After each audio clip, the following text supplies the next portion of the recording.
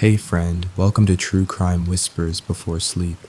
If you enjoy listening to calm, true crime stories while falling asleep, you're in the right place. Before you drift off, don't forget to like, share, subscribe, and turn on the notification bell because we drop a new case every evening. Let me know in the comments, what time are you watching and where are you watching from? Now, let's begin tonight's story. You never forget a smell like that.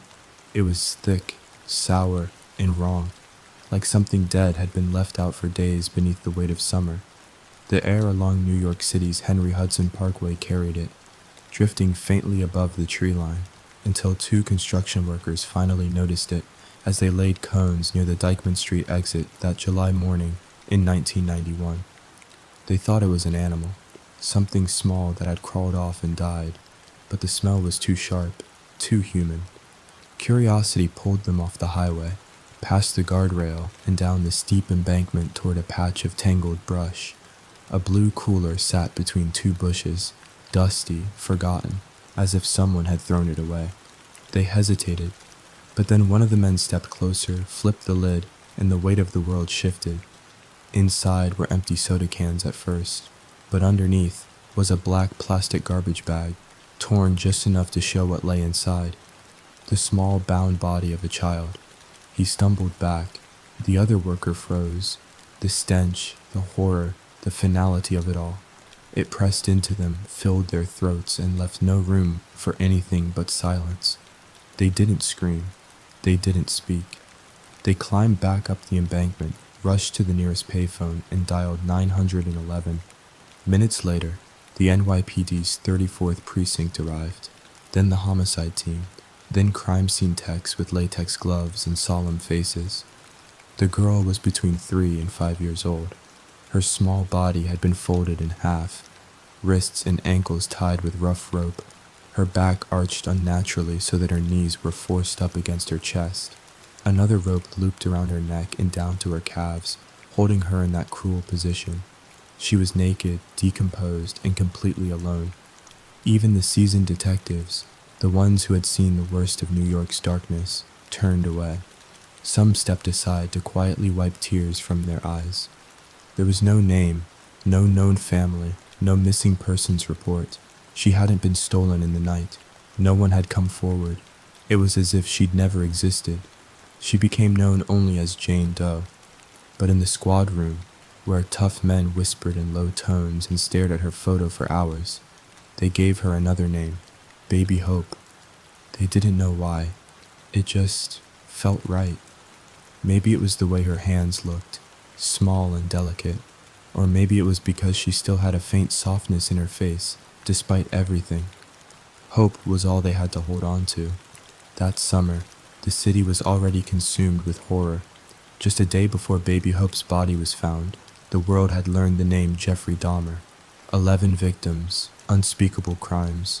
Milwaukee's monster had dominated headlines. But now, here in New York, there was a new kind of evil, one that didn't make headlines, because no one seemed to care about a little girl found in a cooler on the side of the road. There was no press conference, no national outcry, just a handful of detectives and a quiet city coroner trying to piece together who she was and how someone could do something like this. The autopsy revealed even more horrors. She was severely malnourished.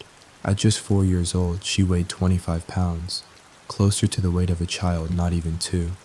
Her bones were fragile, her ribs visible. Signs of prolonged starvation, neglect, and abuse were everywhere. She hadn't died quickly. Her official cause of death was asphyxiation. She had been suffocated, possibly with a pillow. But that wasn't the only crime done to her. There were other signs that made the pathologist turn off the recorder and speak in hushed voices behind closed doors. She had been violated, silently, horrifically, a crime that only made the silence surrounding her death feel even heavier. Yet through it all, no one came. Not a mother, not a father, not a neighbor, not a teacher, not a single person stepped forward to say they were missing a little girl who matched her description. So the detectives did what they could. They printed flyers, they pushed press releases, they described her in detail to local reporters. Hispanic descent, 4 years old, dark hair, very small, possibly from a low-income neighborhood. They hoped someone, anyone, would recognize her. But New York is a city of millions, a blur of faces and memories, and she was just one tiny life, forgotten somewhere in the noise. Days passed, then weeks, then months. Her body was laid to rest in a small cemetery in Upper Manhattan. But she didn't go alone. The detectives who had worked her case, the men who found her photo still burned into their minds. They gathered their own money, paid for the funeral, bought a black granite headstone, and on it they carved her name, Baby Hope. Beneath it, they engraved the NYPD detective badge and 4 words, because we care. Because someone had to. For years, Baby Hope's grave sat quietly under the canopy of trees at St. Raymond's Cemetery in the Bronx. People would pass by. Some would pause, some would pray. Most had no idea who she was. But the detectives never forgot. The men from the 34th Precinct who had found her, buried her, and named her. They visited on anniversaries, left flowers, stood in silence. To them, she wasn't just another case. She was their little girl now. Still, as the years passed, the weight of unanswered questions grew heavier. Who was she? Where was her family? And why didn't anyone come for her? The detectives tried everything. They searched every missing child database in the state. They checked shelters, foster homes, schools, churches. They combed through records, scanned for matches, and followed hundreds of tips, each one fading into dead ends. New York State had nearly 26,000 missing child reports in 1991 alone. It was staggering. But even with that number, Baby Hope wasn't on any list, not one, which left only one explanation. No one had reported her missing. That realization shattered them. It meant someone knew what happened. Someone had stayed silent. And worst of all, it likely meant someone close to her, family maybe, had been involved. Still, the team refused to give up. They reached out to the public, again and again. Crime Stoppers vans drove through neighborhoods with loudspeakers, repeating descriptions in both English and Spanish. A sketch artist was brought in, working with forensic specialists, to recreate the little girl's face based on her bones and what remained of her features. When it was released, something shifted. Suddenly, Baby Hope had a face, and it changed everything. People who had once only seen a name on a flyer were now staring at her eyes, wide and gentle, even in charcoal. The public felt it. The press picked up the story again. Tips started coming in. Most led nowhere, but a few stood out. One woman came forward. She said she had seen something strange on the Henry Hudson Parkway 2 days before the discovery. A well-dressed Hispanic couple carrying a blue cooler down the embankment. There was no parked car, no picnic area, no obvious destination. Just the two of them, and the cooler. The tip aligned with the timeline, the location matched, but no one could find the couple. Still, it was the first real lead they had. Then came another call, this time from a photo development store in New Jersey. A technician had noticed something disturbing while processing a customer's roll of film. Among the prints were photos of a young girl, graphic, disturbing images that resembled the sketch of Baby Hope. The store contacted the police. That lead turned into something even darker. The man who had submitted the film was found and questioned. He confessed that the child in the photos was his granddaughter. He was arrested immediately for sexual exploitation, but DNA ruled out any connection to Baby Hope. The detectives were grateful to have caught a predator, but it wasn't the answer they were looking for. Baby Hope's case stalled again. 2 years passed, then 5, then 10. Leads slowed.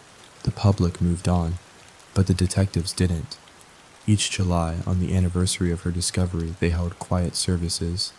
They replanted flowers around her headstone. They printed new flyers, updated the sketch, retold her story in the press, hoping that one day the right person would see her face. By 2006, 15 years later, many of the original investigators had retired. A new team took over the case, bringing fresh eyes and renewed commitment. They had something the first team didn't: technology. After the September 11th attacks, New York's medical examiner's office had developed new techniques to identify remains using even the smallest fragments of bone. So in 2011, 20 years after her body was found, the NYPD made the decision to exhume baby Hope. They hoped the advances in DNA testing could finally give them something more. It wasn't easy. Time had worn away much of her remains, but eventually a DNA profile was created. It was a breakthrough. Now they had her genetic fingerprint, a key. All they needed was a match. The girl in the cooler had a name now, somewhere out there. They just hadn't found it yet. With a full DNA profile developed from her remains, the detectives ran the sample through every available national database. They hoped she had once been entered into the system, maybe a missing person, maybe the daughter of someone already in custody, maybe something. But the results came back empty. There was no match. Still, it wasn't a failure. It was a seed planted. The detectives now had something solid to compare against, a tiny, silent thread that might one day lead them to someone who shared her blood. They didn't stop. And then, 2 years later, in 2013, something shifted.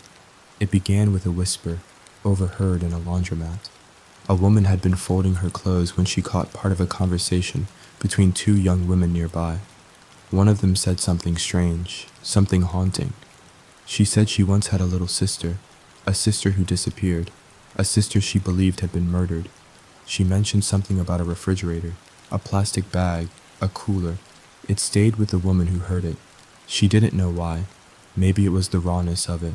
Maybe the way it was said so casually, like someone had carried that weight for years and didn't know what to do with it anymore. At the time, she said nothing. But in July of 2013, as the 22nd anniversary of baby Hope's discovery was marked once again in the news, the sketch reappeared on television. And everything came rushing back. That quiet conversation, that unsettling story, that name, Baby Hope. The woman picked up the phone and called the Crime Stoppers tip line. She didn't have much, just a general description of the girl who spoke that day and the name of the laundromat. But it was enough. Detectives followed the lead.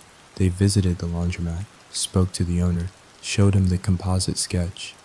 To their surprise, he remembered her. She had been a regular customer, friendly and quiet.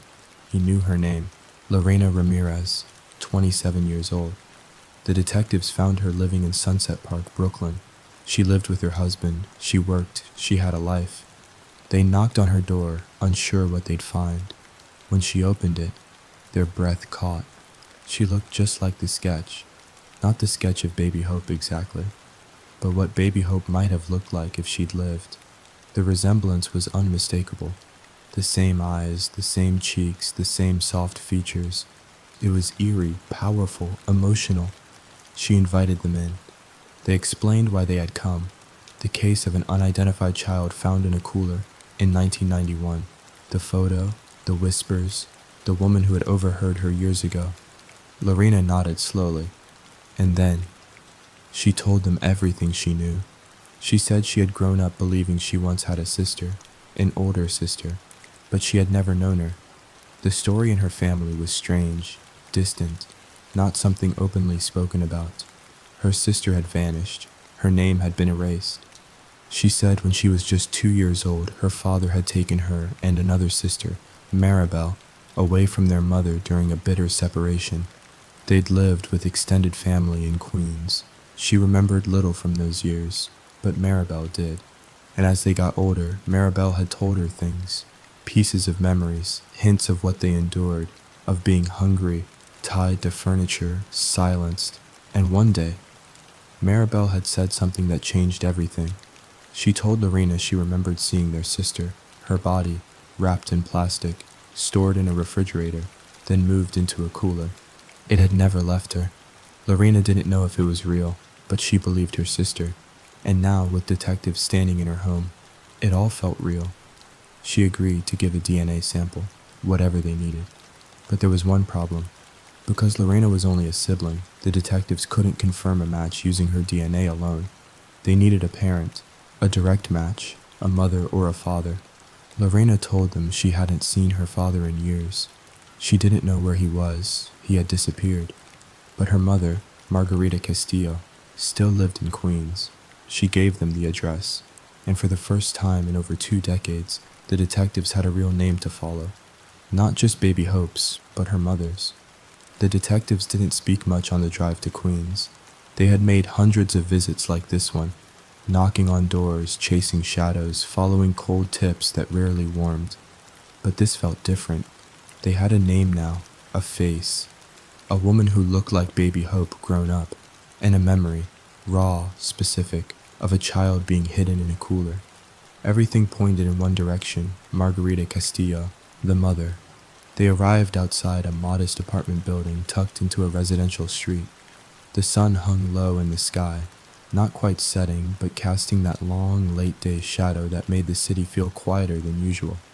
They found the apartment and knocked. A woman answered, in her 50s now, tired eyes, careful posture. Behind her, the faint sound of children echoed, the buzz of a TV, the hum of family life. "Margarita Castillo?" one detective asked gently. She nodded, hesitant. They introduced themselves: NYPD 34th Precinct, Cold Case Division, investigating the case of an unidentified child found in 1991. They kept their tone soft, not accusatory, not harsh, but there was a firmness behind their words, the kind that comes from holding a 2-decade promise. She stiffened slightly at the mention of 1991. They asked if they could come in. She hesitated, then stepped aside. The apartment was small, lived in. A kitchen off to the right, a hallway to the back, photos on the wall, a faint smell of stew on the stove. The detectives sat with her at the table. They explained why they were there, that a body was found in a cooler off the Henry Hudson Parkway, a girl, 4 years old, Hispanic, malnourished, bound with rope, that they now had a DNA profile, that someone, a daughter, had come forward. Her name was Lorena, and that Lorena believed the girl in the cooler had been her sister. Margarita said nothing. Her hands fidgeted slightly in her lap. She looked away toward the window. They showed her the sketch, the one drawn years earlier from the child's remains. Her eyes welled just slightly. Then she blinked quickly and looked down again. They asked, gently, "Do you know who this is?" A long pause followed, the kind of pause that fills a room with things unsaid. Then finally a whisper, "Angelica." The name caught in the air, soft, reverent. It had been missing for 22 years. Now it was spoken again. Angelica Castillo. Baby Hope had a name. The detectives let the silence linger. Sometimes silence speaks louder than questions. Margarita wiped her eyes, then looked back at them. But even with the name spoken, something in her had closed off. She wouldn't tell them more, not yet. They asked about Angelica's father, where he might be now. She shook her head. Gone, long time ago. She didn't want to talk about him, not about the past, not about anything. She didn't want to give a DNA sample either. They pressed, gently, respectfully, but she refused, so the detectives left. But they weren't done. Later they returned with a plan, not a trick, but a workaround, one that could give them what they needed without forcing the issue. They offered her a document to sign, something about confirming details. It required an envelope, and when she licked it and sealed it, they had what they needed. The lab tested the envelope. Days later, the results came in. It was a match. Margarita Castillo was Baby Hope's mother. Angelica Castillo, the child in the cooler, had a name, a family, and a history. And now, finally, after 2 decades, the story could move forward. But the question that haunted every corner of the case still remained. Who killed her? The confirmation should have felt like a breakthrough. After 22 years of chasing shadows, the NYPD finally knew her name, Angelica Castillo. They had found her mother, confirmed the DNA, and pulled a lost child out of anonymity. But instead of answers, all they got was silence. Margarita Castillo refused to say more. She had spoken Angelica's name, but nothing else. No timeline, no truth, no account of what happened in the days or weeks before her daughter's death. And she wasn't angry. She wasn't broken open with grief either. She was distant, guarded, careful. She had lived with the weight of that secret for over 2 decades. And now, even with detectives in her kitchen, she wasn't ready to let it go. But the detectives weren't going to let it rest. They circled back to Lorena. the daughter who had started it all, the sister who had opened the door to the truth. She had done more than give them a name. She had also given them a map. Lorena told them everything she remembered, not just about her sister, but about their entire family. She said she had grown up believing in pieces, half memories, whispers between siblings, stories that trailed off and never made sense. But one thing had always stood out: the separation. When she was very young, just 2 years old, her father had taken her and her older sister Maribel away from their mother. A bitter, fractured split. Margarita stayed behind, and Lorena and Maribel vanished into the orbit of their father's extended family. They ended up in Queens, in the Astoria neighborhood, living with relatives. It wasn't a warm place. It wasn't a safe one either. As Lorena grew older, she pieced things together. Her sister Maribel eventually told her the things she remembered, and some of those things, they never left her. The details were blurry. She was only 2, but Maribel had been older, 5, maybe 6 at the time, and she remembered more than anyone else wanted her to. She remembered being hungry, always hungry. She remembered being tied to furniture, their ankles looped with rope to keep them from wandering or eating from the fridge. She remembered being hit, silenced, locked away, and one memory, one chilling image, stayed with her more than any other. She remembered her little sister, not alive, not crying, but cold, still, wrapped in plastic, hidden in a refrigerator, then gone, replaced by silence. No one spoke about her again, not their father, not the others in the house, not anyone. She was erased, and now, decades later, the puzzle was coming together. Angelica had died in that house. Lorena was sure of it. The detectives knew now that they weren't just chasing a case of neglect.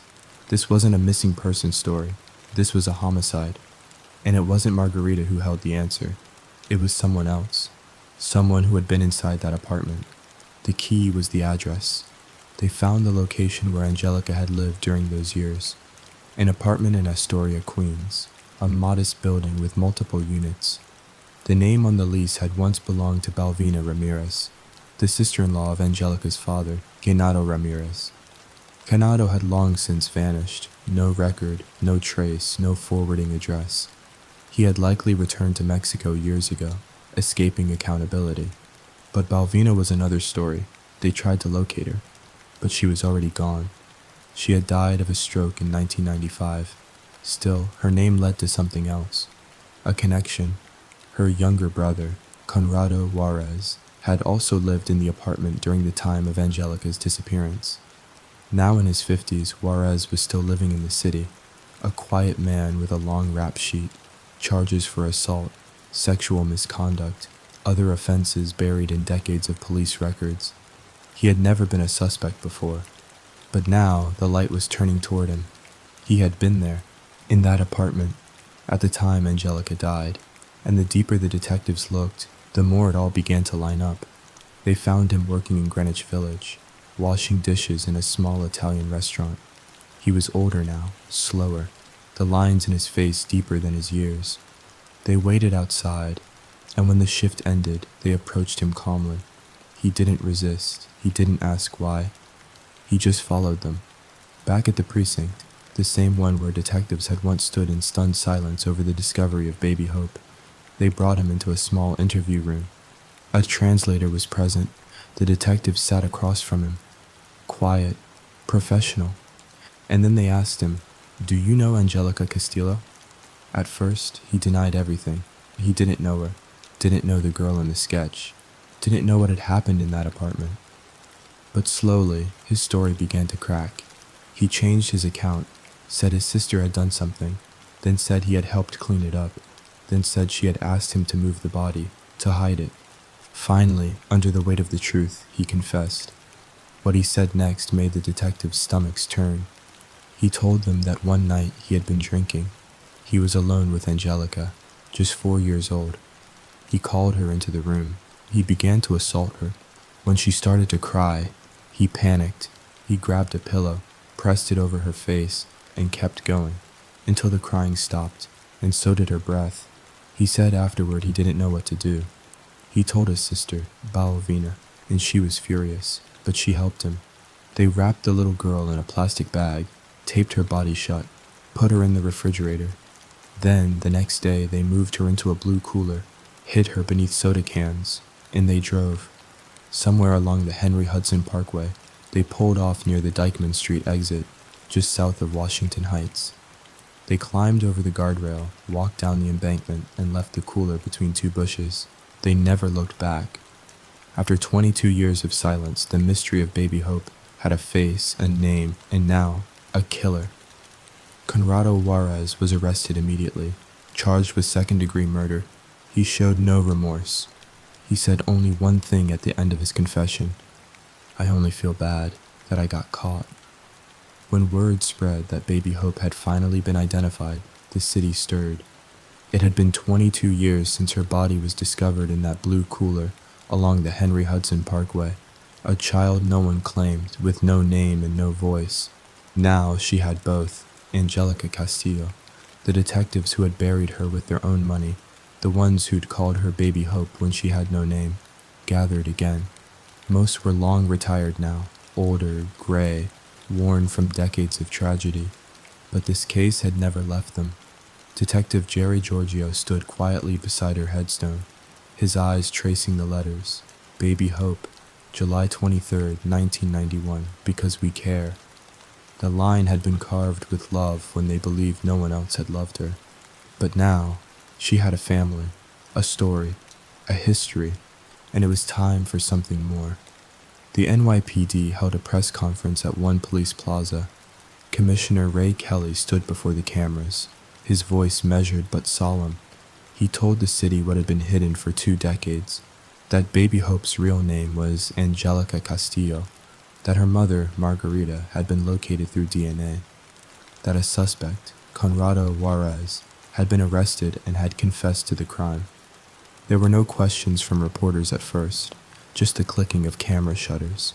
The silence in the room felt heavy, like it was absorbing every word. For years, people had wondered who she was. Now they knew. But knowing didn't make it easier. The community's reaction was emotional, but divided. Some were angry. How could her mother, Margarita, have stayed silent for so long? How could a child vanish, abused, killed, discarded, and no one say a word? Others were more sympathetic. They saw a woman who had once been undocumented, powerless and terrified, a woman who had been abused herself and who had her children taken from her during a violent split. She had begged for them back, she said, pounded on doors, pleaded. But she couldn't call the police. She feared deportation, feared retaliation, feared losing the rest of her children, and maybe, after enough time had passed, she convinced herself that Angelica had been taken to Mexico, that she was safe somewhere, that she'd grown up and simply vanished into the world. Denial, after all, is a powerful survival tool. But still, a grave had sat unclaimed for 22 years, and that was hard for many to forgive. Behind the public headlines was another victim, Maribel, Angelica's sister. She had lived in that same apartment. She had watched what happened, and she had survived. Barely. The things she remembered were fragments, like broken glass scattered in memory. She recalled being tied to the table to stop her from sneaking food. She remembered crying, hiding, going without meals. She remembered the day Angelica stopped being there. And years later, she told her sister Lorena about it. The refrigerator, the plastic bag, the cooler. She remembered, even when the adults in the room pretended nothing had happened. Maribel had spent her life holding that secret, unsure if it was real or imagined, a nightmare without an ending. But when the sketch of Baby Hope appeared again on TV, when Lorena said she had talked to the police, she knew the time had come. She told the truth, and in doing so, she helped bring justice to her sister's memory. Margarita didn't attend the press conference. She stayed inside her apartment, behind a locked door. But when a reporter knocked, she opened it just enough to say a few words. "You don't know my pain," she said. "You will never know it." Then she closed the door again. She didn't want to be seen as a mother who failed her child. She wanted to be remembered as a mother who had once tried and who had lost. Whether the public could understand that or not was another matter. As the court prepared for trial, Conrado Juarez was moved from Rikers Island to the Rockland County Correctional Facility. The reason? Safety. Word had spread about what he'd done. Even inside Rikers, where violent men walk the halls, there are lines, and crimes against children cross them. He was not safe in general population, so they placed him under protective custody, but even isolation didn't spare him from what was coming next. The Manhattan District Attorney prepared the case. The evidence was clear. The confession had been recorded, translated, transcribed, and confirmed. The details Juarez gave matched the crime scene exactly. The location, the timeline, the cooler, even the type of rope used. He said he had been drunk. He said he panicked. But what he didn't say was why he had done it. There was no remorse, no apology, just silence. And one statement, "I only feel bad that I got caught." The defense team began working on their strategy. They claimed the confession had been coerced, that Juarez didn't understand what he was saying, that he was under pressure, that the translator misrepresented him. But it didn't matter. The autopsy had confirmed everything. Angelica had died by asphyxiation. She had been violated. She had been bound, taped, and left to rot inside a cooler. And no one but Juarez had been in the apartment with her that night. The trial was scheduled to begin in March of 2019, but it never happened. In November of 2018, just 4 months before the trial, Conrado Juarez died in custody. The cause? Pancreatic cancer. He was 57 years old. There would be no jury, no verdict, no sentencing, no final words in a courtroom. His story ended quietly, just as Angelica's had all those years ago. Except he had a name. He had a history. He had people who had once known him. Angelica had none of that, until now. After his death, the detectives who had worked her case returned to St. Raymond's Cemetery once more. This time, they didn't come as investigators. They came as family. A new headstone had been placed beside the old one. This one bore her name, Angelica Castillo. It was simple, quiet, elegant. There were flowers, candles, a single white teddy bear, and a city, finally, remembering the little girl it had once forgotten. With Conrado Juarez dead and the trial dissolved before it ever began, many expected the story to quietly fade. But for the detectives who had carried this case in their hearts since the summer of 1991, Angelica's story was far from over. Her case had been more than an investigation. It had become a part of who they were. It had shaped careers, left deep grooves in the memory of hardened men. And now, finally, with her name carved into stone, they could breathe a little easier. But not everyone had closure. The public reaction to Juarez's death was mixed. Some called it justice, death by disease in a cold, locked cell. Others felt robbed, believing he should have faced the families, the city, the courtroom, that he should have had to sit and listen as the horrors of what he did were read aloud, that he should have looked into the eyes of those he hurt. Instead, he died quietly in a prison hospital, far from headlines and accountability. Yet despite the absence of a trial, Angelica's name began to spread. News outlets revisited the story. They reminded the public of the girl who had once been known only as Baby Hope. They told of the blue cooler, the silence, the mother who had never come forward, and the sister, Maribel, who had seen too much too young and carried it into adulthood. Maribel's account was never shared publicly in full, but the detectives knew it, and it stayed with them. She remembered the rope, the hunger, the feeling of being forgotten in a home full of adults who treated her and Angelica as if they were in the way. She remembered being tied to furniture so she wouldn't take food. She remembered seeing her sister lifeless, small, and wrapped in plastic. She remembered a refrigerator door closing. It wasn't a dream. It wasn't confusion. It was a memory. And even as a child, she had known what she saw. Maribel's courage in speaking up, in telling her sister Lorena, had reopened a case many thought was unsolvable. It had given detectives the only lead they needed, a voice, a thread, and that thread led all the way back to a man hiding in plain sight. Conrado Juarez had never left New York. For more than 2 decades he walked the same streets, lived among millions, and carried his secret like a shadow. And it might have stayed that way, if not for a sister's memory and a stranger's curiosity in a laundromat. It had started, after all, with a woman folding clothes, hearing something unsettling, something strange. A quiet conversation between two women, one saying her sister had vanished, that she believed her sister had been killed, that she'd once seen her in a cooler. At the time, it had sounded unreal, like something someone says when they're trying to work through pain. But years later, when that same woman saw Baby Hope's sketch on the news, she made a call, and that call changed everything. The detectives followed that lead with precision. They found the laundromat owner, who recognized the girl in question immediately, Lorena Ramirez. He gave them her name and her address, and when they knocked on her door in Brooklyn and she opened it, they said it was like seeing Angelica alive again. The resemblance was uncanny. It stopped them in their tracks. Lorena had lived with questions all her life, questions no child should have to carry. But she chose to speak. She gave them everything she had, her memories, her suspicions, and her DNA. She told them where her mother lived, and she said something that stayed with the detectives long after the case was closed. If she was my sister, I want to make sure no one forgets her again. No one would. Not now. Not after the way she was found. Not after how long she lay nameless. The detectives had made her a promise.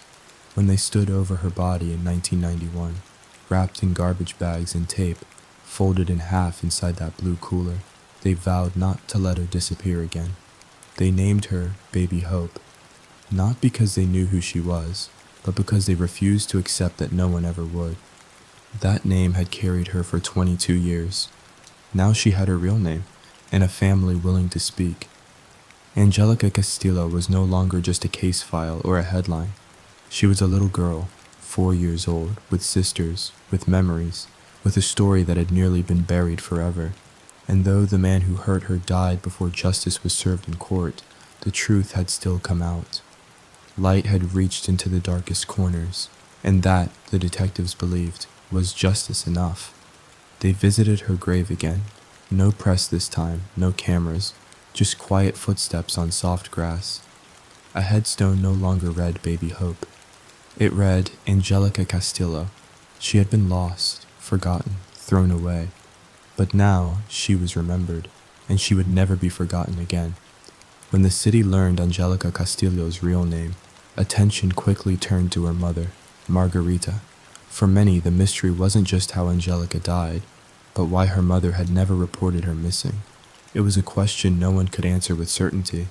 The detectives had pressed her. They had knocked on her door, returned with paperwork, obtained a DNA sample through indirect means. And though she had quietly confirmed the child in the sketch was her daughter, she offered little else. No explanations, no story, no emotion that felt legible. The public was divided.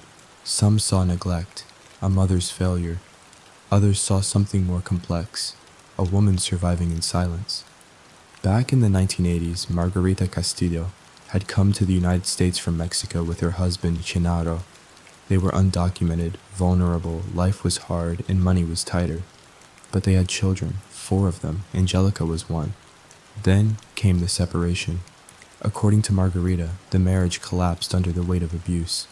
Genaro had been violent, controlling, and angry. When they split, he took 2 of their daughters with him, Maribel and Angelica, and refused to let Margarita see them again. She begged, pleaded. She went to the apartment where he was staying, in Astoria, Queens, with his sister-in-law, Balvina Ramirez. She knocked, she shouted. Sometimes, she said, she saw shadows behind the curtains. But no one answered, and no one let her in. She was undocumented, afraid of the police, terrified of being deported, of losing the rest of her children.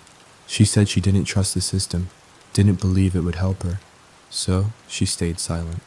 She never filed a report, never called for help. In her heart, she convinced herself the girls were okay, that Genaro had taken them back to Mexico, that they were safe, even if far away. Years later, Genaro did return to Mexico, and only one child, Maribel, came back to her. Angelica didn't. Still, Margarita said she believed what she wanted to believe, that her daughter had stayed behind with family, that maybe she had grown up in another city, in another life, that one day she might find her. But she never looked. She never asked the right questions, and she never recognized the sketch of Baby Hope, or, so she said. The detectives couldn't prove otherwise. They couldn't charge her with a crime. There was no evidence she knew what had happened in that apartment, no proof she was part of the cover-up. And yet, the silence around her was deafening. When reporters came knocking after Juarez's arrest, she opened her apartment door just a crack. Behind her were the sounds of children, still young, still living under her roof. She didn't want to talk. "You don't know my pain," she said. "You will never know it." Then she shut the door. To this day, she has never given a full public statement. She never stood at a podium. She never visited the press conference when her daughter's name was finally announced. She never asked to have Angelica's body returned to her. Some found it unforgivable, others unexplainable. But either way, it was final. The detectives knew better than to expect closure. There's rarely such a thing in cases like this. A child dies, a family fractures. The story fades into decades of unanswered questions. But in Angelica's case, something had changed. She was no longer a lost girl in a cooler. She was a daughter, a sister, a victim with a name. And for the first time in over 2 decades, that name could be written down. On case files, on memorials, in headlines, and on the lips of strangers who now mourned her. Angelica Castillo, no longer erased, no longer forgotten. The story of Angelica Castillo, once known only as Baby Hope, had always belonged to New York, though for years the city didn't even know it. From the moment her body was discovered on the embankment of the Henry Hudson Parkway, a quiet sense of responsibility had settled over the 34th precinct. She hadn't been reported missing. No family had come forward.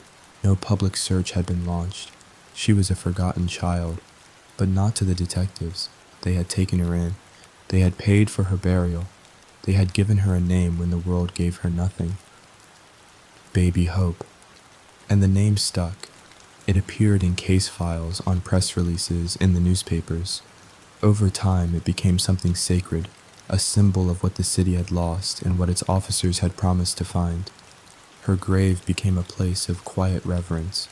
Detectives visited her on holidays. Journalists checked in on anniversaries. The public brought flowers, candles, teddy bears. She became, in a strange and tragic way, a daughter of the city. And when her real name was finally known, Angelica Castillo, it didn't replace the name she had been given. It stood beside it. 2 names, 1 story. The NYPD's response to her case set a precedent for how the city would treat its most vulnerable victims. They didn't forget her. They didn't file her away. They didn't let the trail go cold without heat. Even when the leads dried up, they kept her sketch visible. They repeated her description year after year. They drove Crime Stoppers vans through the city, broadcasting her image in both English and Spanish. They never let the public forget that someone, somewhere, knew who she was. It was a promise made silently by the first group of investigators, and inherited by the next generation. By the time Lorena Ramirez came forward with her family's secret, many of the original detectives had retired, but their notes remained, their compassion lingered, their hope endured. When the arrest of Conrado Juarez was announced in 2013, the city responded the only way it knew how, loudly, emotionally, collectively. New Yorkers who had once rallied around cases like Son of Sam and Eton Pats turned their attention back to Baby Hope, and now that she had a name, their mourning became personal. Radio stations opened their lines for callers to share memories. News anchors held moments of silence on live broadcasts. Social media lit up with old headlines and new condolences, and at her gravesite in the Bronx, strangers left handwritten notes. You were never truly alone. The strength of the public response wasn't just about justice. It was about remembrance. It was about shame, about sorrow, about the long silence that had kept Angelica in the shadows for so long, and about making sure that silence never returned. For the detectives, it was both a victory and a loss. They had done what they set out to do, identify her, solve her murder, hold someone accountable, but no trial would take place. Juarez died before justice could reach the courtroom, and the people who might have known more, Angelica's father, extended relatives, former neighbors, were either gone, dead, or unwilling to speak. The story would never be whole, but it would be known. And sometimes, in homicide, that's all you get. Detective Jerry Giorgio, one of the original investigators, spoke quietly to reporters in the weeks after the case broke. He said he'd always known they'd find her name one day. He just didn't expect it to take so long. She mattered, he said. That little girl mattered, and we never stopped acting like she did. It was a simple sentence, but in a case full of silence, it echoed louder than most. Today, the NYPD uses the case of Angelica Castillo as a teaching tool: forensics training, media strategy, persistence in cold case work. Her story has become a guide for new detectives on how to handle what seems unhandleable. It's also a reminder that even when no one is looking, the job is to look anyway, because someone always cares, even if they never get to say so.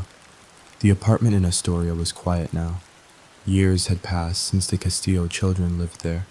The walls no longer echoed with crying. No ropes tied around table legs. No shadows moved behind drawn curtains.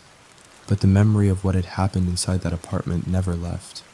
After Conrado Juarez's arrest, detectives returned to that building, the same hallway, the same unit, the same place where Angelica Castillo had spent her final days. The paint was new, the door was different, but to the officers standing outside it, it still felt the same. This was where she had died, folded in half, stuffed in a cooler, hidden from the world. The crime had been simple but cruel, done quietly in a space filled with other people. No one spoke. No one asked questions. And when her body was removed, no one called the police. She was a child, and her death had been met with silence. The detectives stood there for a moment longer. Then they turned and walked away. Some doors never really open again. Maribel, Angelica's older sister, had never forgotten what she saw inside that apartment. For years she had carried those memories like glass in her hands, sharp, confusing, always painful. She remembered the refrigerator, the black plastic, the way her sister's body had looked, small, still, and wrong. She had been too young to fully understand it then, but she had known something terrible had happened, something no child should ever have to see. But no one talked about it. The adults moved around the apartment as if nothing had occurred. Angelica was gone. Her name was no longer spoken. Life resumed somehow. Then Maribel, frightened, quiet, learned to keep it inside. Until, many years later, she found the courage to tell her sister, Lorena. That quiet conversation, spoken between loads of laundry in a New York laundromat, was the beginning of the end of the silence. It wasn't justice, not yet, but it was a start. Back in Queens, Margarita Castillo remained in her apartment. She didn't attend press conferences, she gave no interviews. Only once, when a reporter pressed her at her door, did she offer a few brief words. "You don't know my pain," she said softly. "You will never know it." And she was right. No one would ever fully understand the pain she had carried, the choices she had made, the fear that had kept her quiet, the hope she had clung to that her daughter had simply disappeared into another life, not into death. But silence, even when born of fear, can still feel like betrayal. That was something the public couldn't forget. The detectives tried to find Angelica's father, Genaro, but he was gone, vanished, no records, no address, no confirmed location. He had likely returned to Mexico years earlier, leaving behind nothing but questions. Had he known what happened? Had he helped cover it up? Had he walked away without looking back? There were no answers, and now there never would be. The only person left who knew the full truth had taken it with him. Conrado Juarez, dishwasher, brother, drifter, killer. His confession had been detailed, cold, unshaken, and without regret. He had been drunk, he said. He called Angelica into the room. When she cried, he panicked. He smothered her with a pillow. He kept going. Afterward, he wrapped her body in a trash bag. His sister helped. Together, they placed her in the fridge. And then the next day, they carried her out in a blue cooler. 2 days later, the construction workers found her. That was all, and that was everything. By the time Juarez died of pancreatic cancer in 2018, there was no more doubt about what had happened. The sketch, the confession, the DNA. It had all come together in the end, but it still didn't feel like justice. There had been no trial, no courtroom, no moment of reckoning. He had simply died, quietly, without facing the family, the public, or the judge. And yet, Angelica's story didn't disappear with him. It became stronger, because now it was being told in full. From the blue cooler to the confession, from the laundromat to the graveside, from Baby Hope to Angelica Castillo. For the city, the case had become more than a crime story.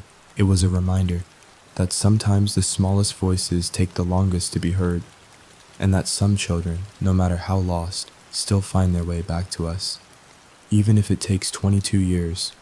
The world had long forgotten Angelica Castillo, but her sister never did. For Maribel, memories came in flashes, short, disjointed moments that drifted through her childhood like storm clouds. At first, they were just feelings, hunger, fear, loneliness. But as she got older, those feelings turned into shapes, scenes, images she couldn't explain away. She remembered being tied to a table, rough rope around her ankle preventing her from moving too far. She remembered being told not to open the fridge, not to touch the food. She remembered Angelica crying. And then she remembered silence. At some point, the crying stopped, the laughter stopped, Angelica stopped, and in her place was absence. The apartment in Astoria had never been a home. It was a shelter for displaced family members, a place filled with harsh voices and colder hands. It was overcrowded, underwatched, and thick with secrecy. Children were seen, but not heard. And when Angelica vanished, no one asked where she went. Maribel did. She asked quietly, at night, when no one was listening. But no one answered. She learned quickly that questions had consequences, so she stopped asking, but she never stopped remembering. Years later, Maribel told her younger sister Lorena what she had seen. It wasn't a conversation she had planned. It wasn't rehearsed. It came out between stories and half-truths, as so many childhood traumas often do. She said she had a sister she barely knew.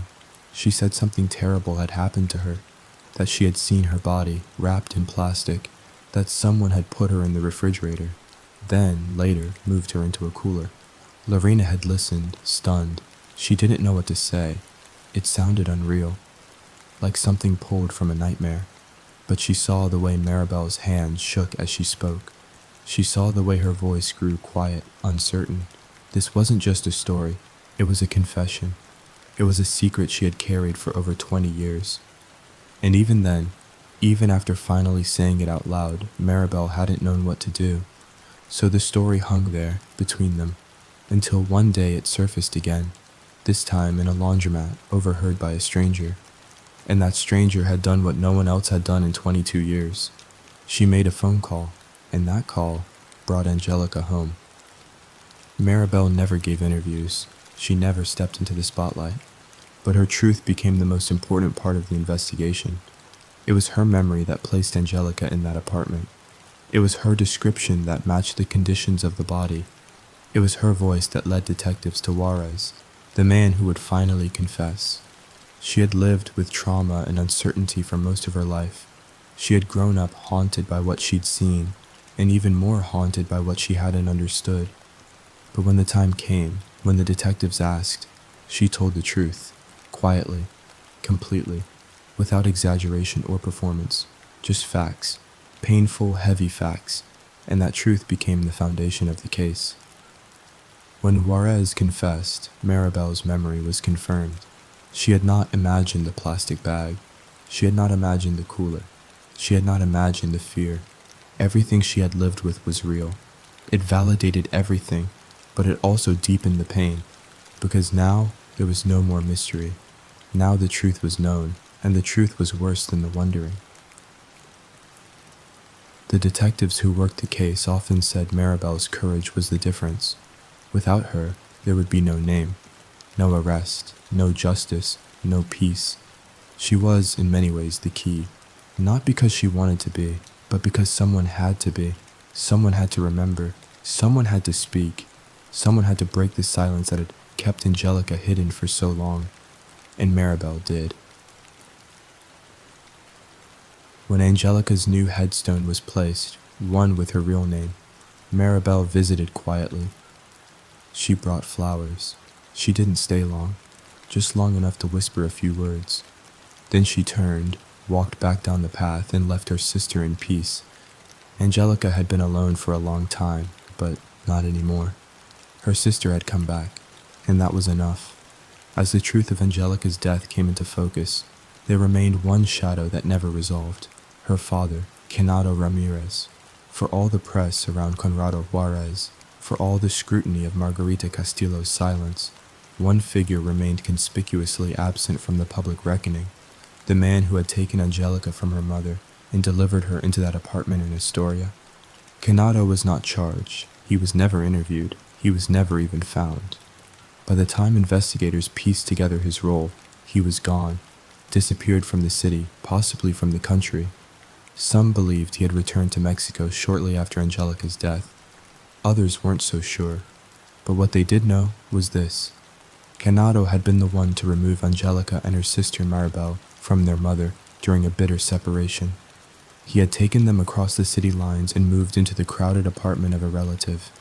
And from that moment on, Margarita never saw her daughters again. She begged for them, she knocked on doors, she called out from the sidewalk, demanding to see her children. But no one opened the door, and Kenado never let her in. Inside that apartment, Angelica and Maribel lived under the authority of Kenado's relatives. Food was withheld, restraints were used, and eventually, Angelica died. Whether Kenado was there that day is still unknown. He was not the one who confessed. Conrado Juarez was. But Kenado had placed her in that environment. He had chosen to sever her from her mother. He had allowed the abuse to go on unchecked. And when it was over, when her body was gone and the silence had settled, he walked away. Whether out of guilt, fear, or indifference, no one could say. All they knew was that he never returned. The NYPD searched for him. They contacted officials in Mexico, reviewed border records, interviewed members of the Ramirez family still living in New York. But he had vanished, and no one claimed to know where he'd gone. By the time Conrado was in custody, the window to confront Kenado had already closed. If he was alive, he was out of reach. If he was dead, he had taken the last pieces of the truth with him, and either way, the damage was done. Detectives believed Kenado bore responsibility, not just for placing Angelica in harm's way, but for the years of silence that followed. He had known his daughter was gone. He had seen the reports, the sketch, the news stories. He had heard the name Baby Hope spoken over radios and televisions, and still, he said nothing, not to authorities, not to family, not to Angelica's mother. He let the city search, let detectives dig through thousands of missing child reports, let strangers pay for her funeral, let headlines fade, let time blur her face until no one could remember it anymore. And then he disappeared. There was a bitterness among the investigators when they spoke about Kenado. For all the pain caused by Juarez and all the complexity surrounding Margarita, it was Kenado's silence that cut deepest. He had known everything and done nothing. No justice would come from him now. No charges, no apology, no explanation. He had slipped through the cracks, like so many others before him. But Angelica's story didn't need him anymore. The truth had been found, told by a sister who remembered, uncovered by detectives who refused to give up. Kenado's absence no longer controlled the story. It only reminded the city how easy it is for people to disappear, not just physically, but in memory, and how dangerous silence can be when no one dares to break it. For the detectives who had followed the case, the hunt for Kenado had always been about more than punishment. It was about accountability, about facing the damage, about refusing to look away even when it was easier to forget. But in the end, they never found him. No grave, no address, no voice, only the cold space where a father should have stood. Angelica had been left alone in life. She had been erased in death, and when justice came, it did so without the man who should have protected her first. But even in his absence, the truth still came forward, and the city finally spoke her name.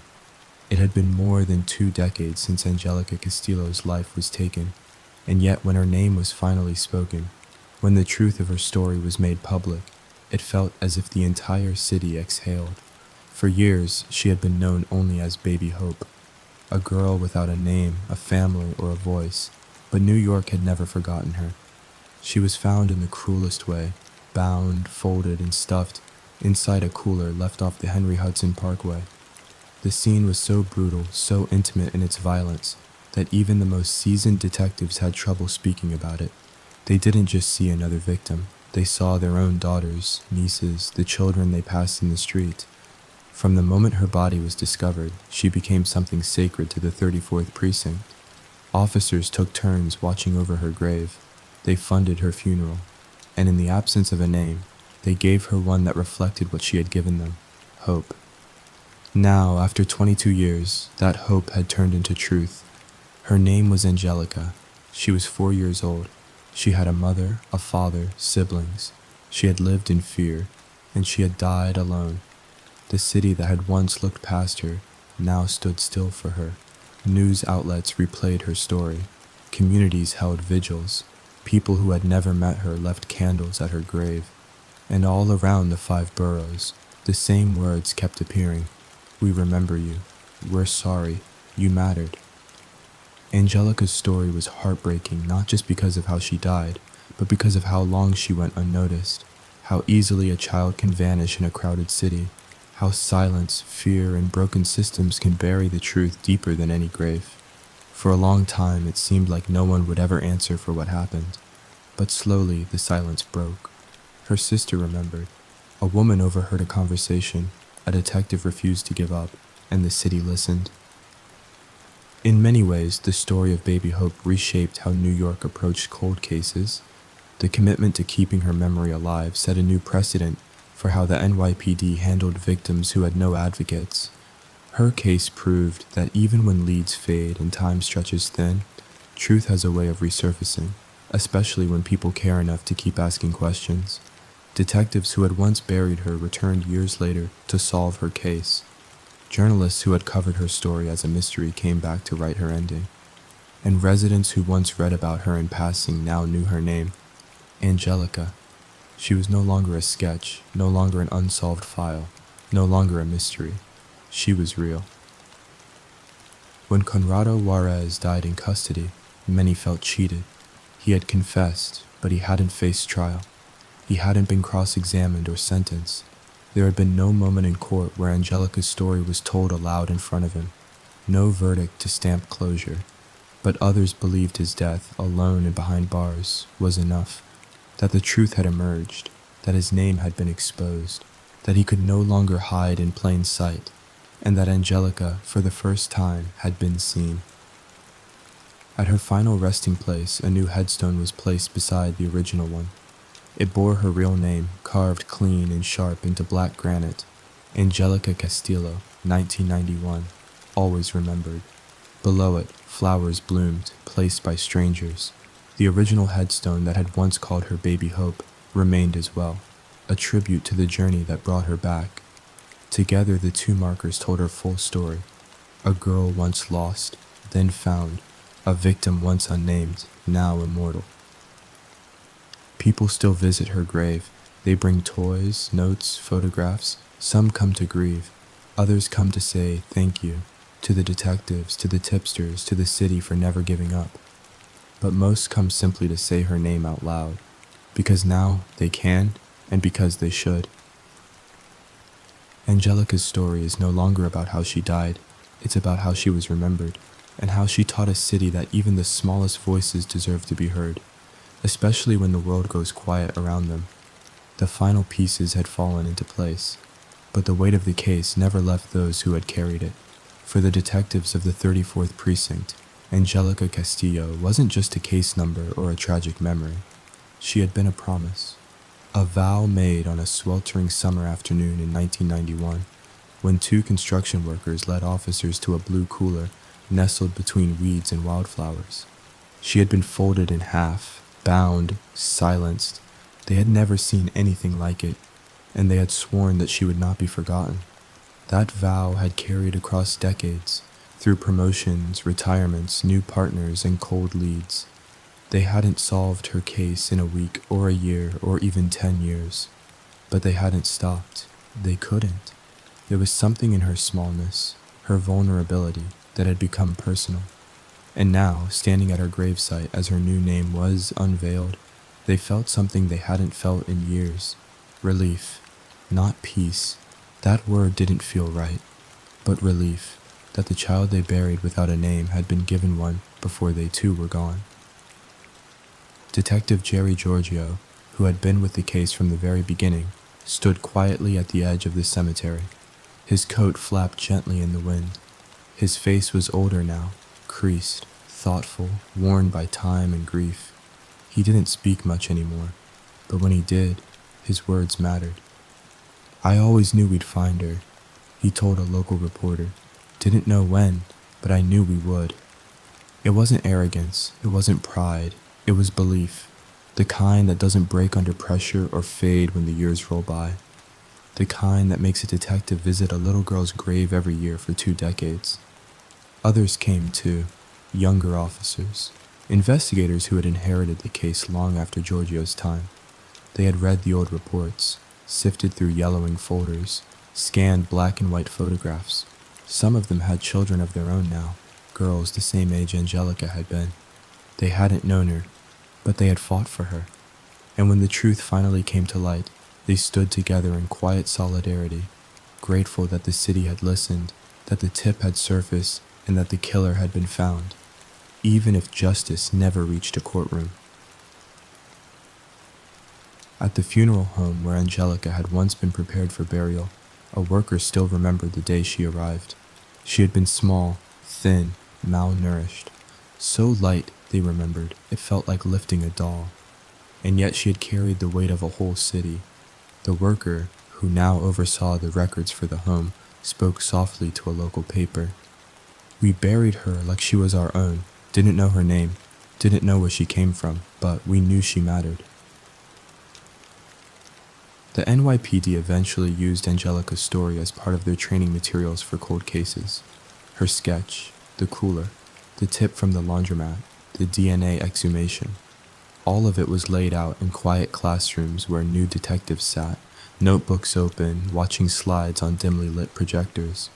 Not just to understand how to solve a case, but how to honor it. They were taught that some cases will take years, that some victims have no one, that some stories require patience and belief.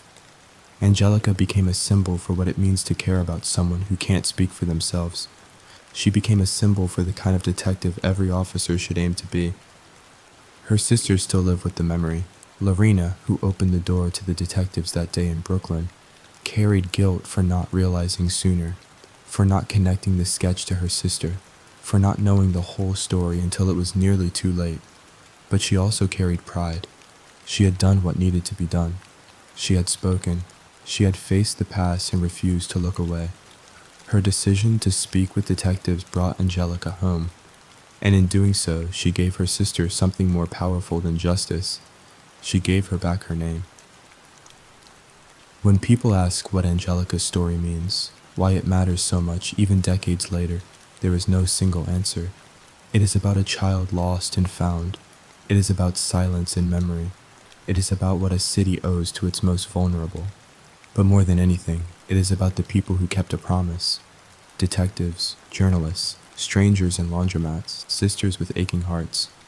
They are the ones who refused to forget. They are the ones who made sure the name Baby Hope would one day become Angelica Castillo. And in the end, they are the ones who proved something simple, something quiet, and something true. That even the smallest voices can echo for decades, if someone is willing to listen.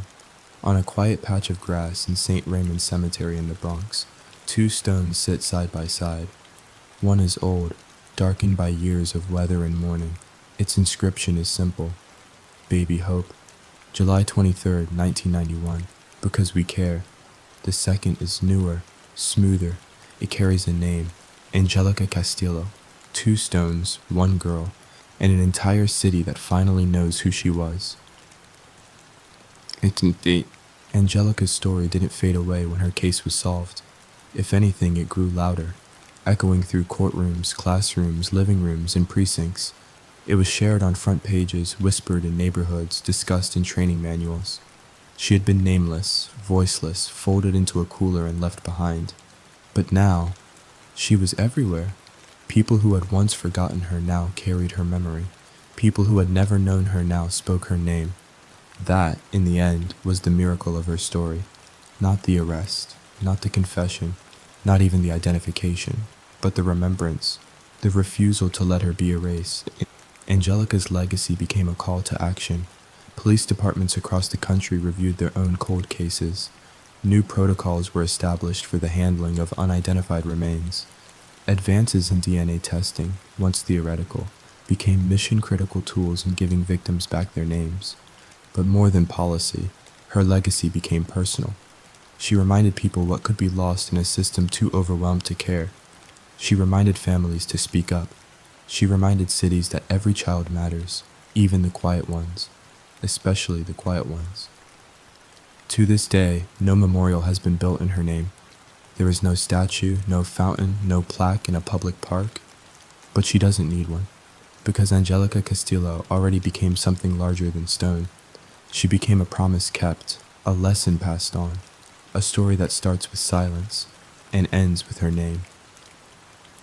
For those who stood beside her in the end, Detective Giorgio, Lorena, the anonymous tipster, the dozens of people who made one small decision that led to something bigger, Angelica was more than a victim.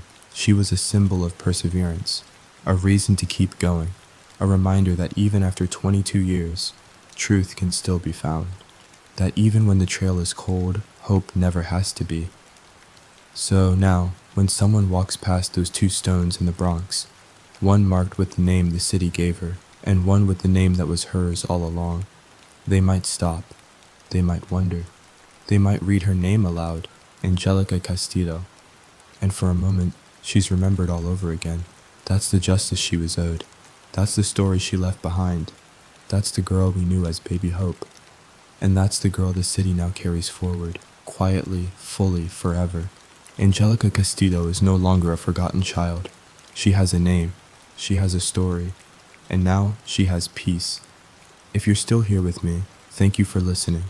Please take a moment to subscribe to the channel for more real stories like this one. Don't forget to like and share. It helps others find these voices that should never be lost. Now, take a deep breath. Let's begin Story 2. It was a warm summer morning in North Braddock, Pennsylvania, just outside Pittsburgh. July 27, 2000. 24-year-old Amanda Wapaski woke early, preparing breakfast for her two young children. Her third child was still growing inside her. She was expecting.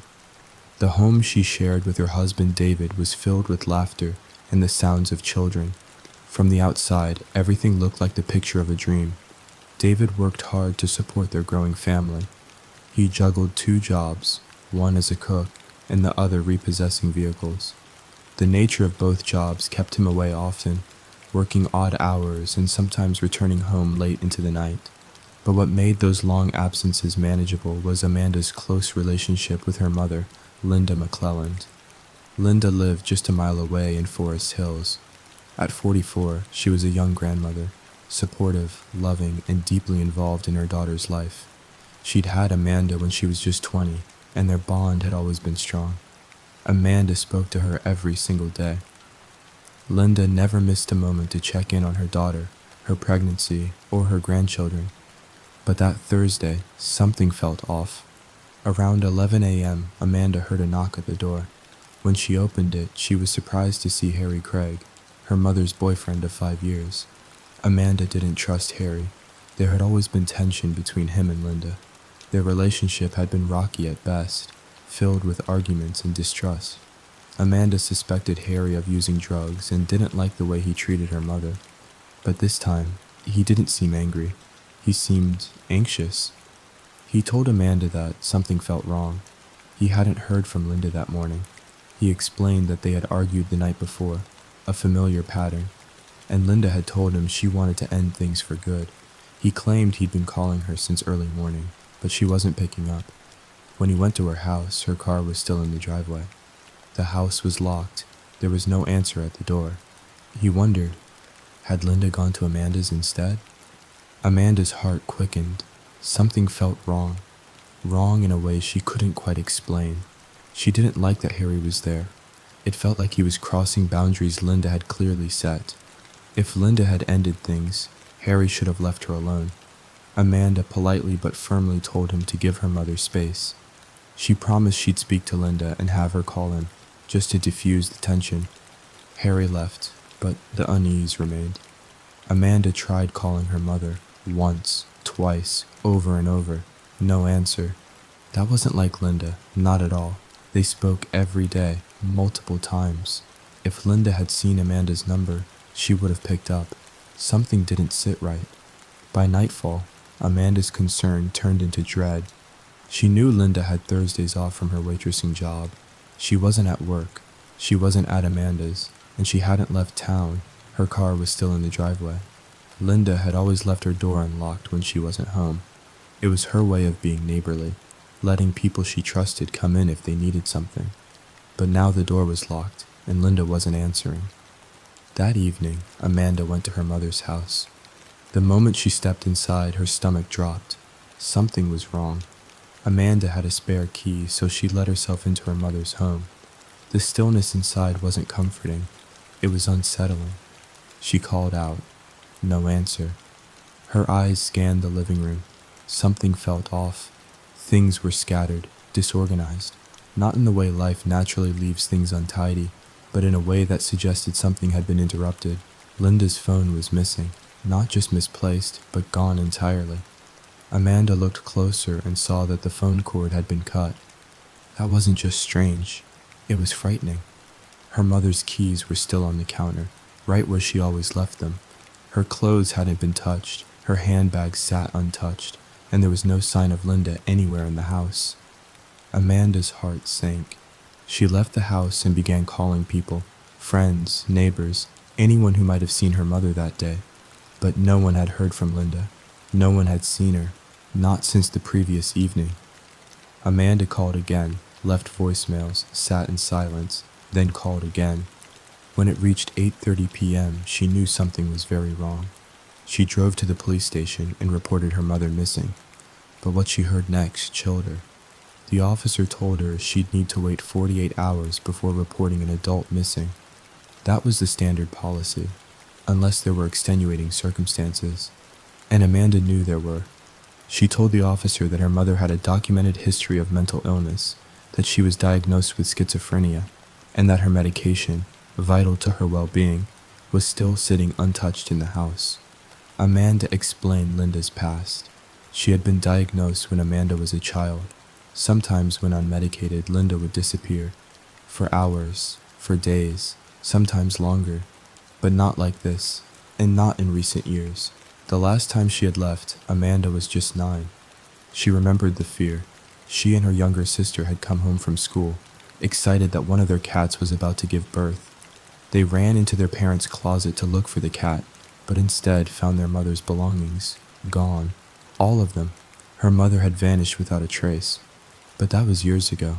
Since then, Linda had fought hard to regain control of her life. She had worked, stayed on her medication, and become a dependable grandmother. She loved her grandkids more than anything in the world. She would never leave them, or Amanda, without a word. Not anymore. Amanda told the police everything. She explained that if Linda had left on her own, she would have taken her things, her medication, her phone, her purse, her keys, but everything was still there. It looked like she had been in the middle of something. And then suddenly, she wasn't. This wasn't a disappearance. It felt like something much worse. The police listened carefully. And because Linda's medication was still at the house, and because of her history, they knew they couldn't wait 48 hours. They began an investigation immediately. When detectives entered Linda's home to investigate, they were struck by the subtle but significant clues scattered throughout the space. The house was in mild disarray, not in a ransacked way, but as if someone had interrupted Linda while she was cleaning. Her dry cleaning hung untouched. Her keys were still on the counter. Her purse, her clothes, her essentials, nothing was missing. Amanda confirmed what the officers suspected. Linda was a meticulous woman. She cleaned often, especially when guests were expected. What they saw looked like she had been in the middle of her normal routine and never finished it. The police brought in luminol to test for blood or signs of struggle, but they found none. Still, the unease lingered. Amanda had seen the phone cord slashed. She knew something was wrong. Her mother wasn't the kind of person to vanish mid-cleaning without her medication or her belongings. As detectives prepared to widen their search, Amanda sat with them and shared more about her mother's past. The full picture. Back in 1975, Linda had met Amanda's father while they were both in high school. He joined the army and their small family moved often.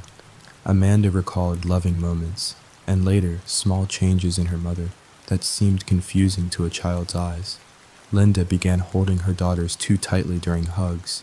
She became paranoid, overly religious. She'd take the girls to old churches in Germany for hours of prayer, then wander into cemeteries to pray to the statues on the grounds. It became clear to everyone that something was wrong. Eventually, Linda was diagnosed with schizophrenia. It wasn't an easy journey. She struggled. There were moments of fear and instability, and the disappearance Amanda recalled from her childhood. It was only the first of several. Over the years, Linda would leave again and again when she wasn't taking her medication. And though her husband loved her, it took a toll. By the time Amanda was 12, her parents divorced. Linda's husband, Amanda's father, gained custody of the girls, but he never spoke ill of Linda, not once. Even through the chaos, he told Amanda and her sister that their mother loved them deeply, that it wasn't her fault, that she was sick, but that didn't mean she didn't care. It was an act of love Amanda never forgot. After the divorce, Linda moved back to Forest Hills to live with her parents. She was brokenhearted, but she used that heartbreak to get better. She took her medication, got a job, took care of her ailing father. Slowly, day by day, she rebuilt her life. And when Amanda turned 16, she chose to move in with her mother. That was the beginning of a beautiful chapter. Their bond grew even stronger. Linda worked hard to be stable, for Amanda, for herself, and eventually for her grandchildren. Amanda told detectives that the last time her mother had left due to her illness had been years ago. This was not that. She hadn't packed. She hadn't taken her things. This was different. Amanda insisted something had happened to her mother, and this time she wasn't coming back on her own. The summer heat was beginning to fade into dusk by the time Amanda returned home that night. The house was quiet. Her children had already gone to bed, their soft breathing like a whisper of calm in the storm of her mind. But Amanda couldn't rest. She stood by the window, looking toward the patch of woods that separated her home from her mother's. A mere mile, a few blocks, a path they had walked countless times. She thought about all the nights Linda had stopped by unannounced, arms full of groceries or toys for the kids. She thought of the way Linda always smiled when she arrived, how her voice softened when she asked Amanda how she was feeling, how the baby was growing. But tonight, there was no knock on the door, no call, just silence. And Amanda knew silence wasn't normal. The next morning, she returned to her mother's home with the police. Together, they began retracing Linda's steps, or rather, the steps she never got to finish. Detectives asked Amanda to walk through everything she knew, every last detail. The night before Linda disappeared, Amanda had gone to a local street fair with David and the kids. It had been loud, music, games, crowds of people, and she hadn't heard her phone ring at first. But when she finally checked, she saw that Harry Craig, Linda's boyfriend, had called multiple times. She called him back. Harry was upset, rambling. He said that Linda was acting out, throwing things, breaking glass. He made it sound like she was in a full breakdown. Amanda listened carefully. She had heard Harry exaggerate before, but still, it made her uneasy. She didn't want to take any chances. She left the fair with David, called a friend to watch the kids, and went straight to Linda's house. When they arrived, Linda answered the door. Calm, composed, she welcomed them in. Amanda looked around. The house wasn't in chaos. Only one glass, one that had likely fallen from a high shelf, was broken. Everything else was in place. No yelling, no signs of a fight. Just her mother standing there, tired, maybe frustrated, but nothing close to what Harry had described. Amanda sat with her, talked to her, asked her if she was okay. Linda insisted she was. She said Harry was overreacting again, that he had a way of twisting stories. She'd had enough of it. Amanda believed her. She and David stayed for nearly 90 minutes, making sure Linda was truly fine, and by the time they left, Amanda was convinced she was. But now, with Linda missing, Amanda began to question everything. Could she have missed a sign? Was her mother hiding something that night? Had Harry done more than just lie? As the hours passed, the list of questions grew longer, and Amanda knew the police had to look at Harry Craig. He had a motive. He had been the last person to admit contact with Linda, and he was the first to suggest she might be missing. When detectives interviewed him again, Harry offered a rambling mix of theories. Maybe Linda had just walked off. Maybe she was hiding. Maybe, he said this more than once, she was in the woods somewhere. She liked walks, he told them. We used to walk together. Maybe she went out for air. But he said it strangely, repeatedly, almost rehearsed. Detectives took notice. Harry also claimed Linda had been having dreams recently, vivid ones, about someone digging in her backyard, dreams that had frightened her. The comment seemed random, bizarre, but it stuck. They asked if they could search his house. He agreed. Inside, they found nothing. No physical evidence, no traces of blood, no signs of Linda. They also asked for her voicemails. Linda had reportedly called him multiple times the night she disappeared. Harry played them. They were ordinary, short, nothing alarming. Still, Amanda wasn't convinced. She told detectives something that unsettled her even more. Harry had been staring at photos of Linda in her house, quietly whispering, "I'm sorry," over and over again, and he'd done it more than once. He'd also repeatedly apologized to Amanda, though never with any clear explanation. Was it guilt, grief, or something darker? Despite the odd behavior, there wasn't enough to hold him. The police moved on, but Amanda's fear only deepened. She began searching the woods herself, walking for hours, calling out, looking in every ditch, every shadow, every trail.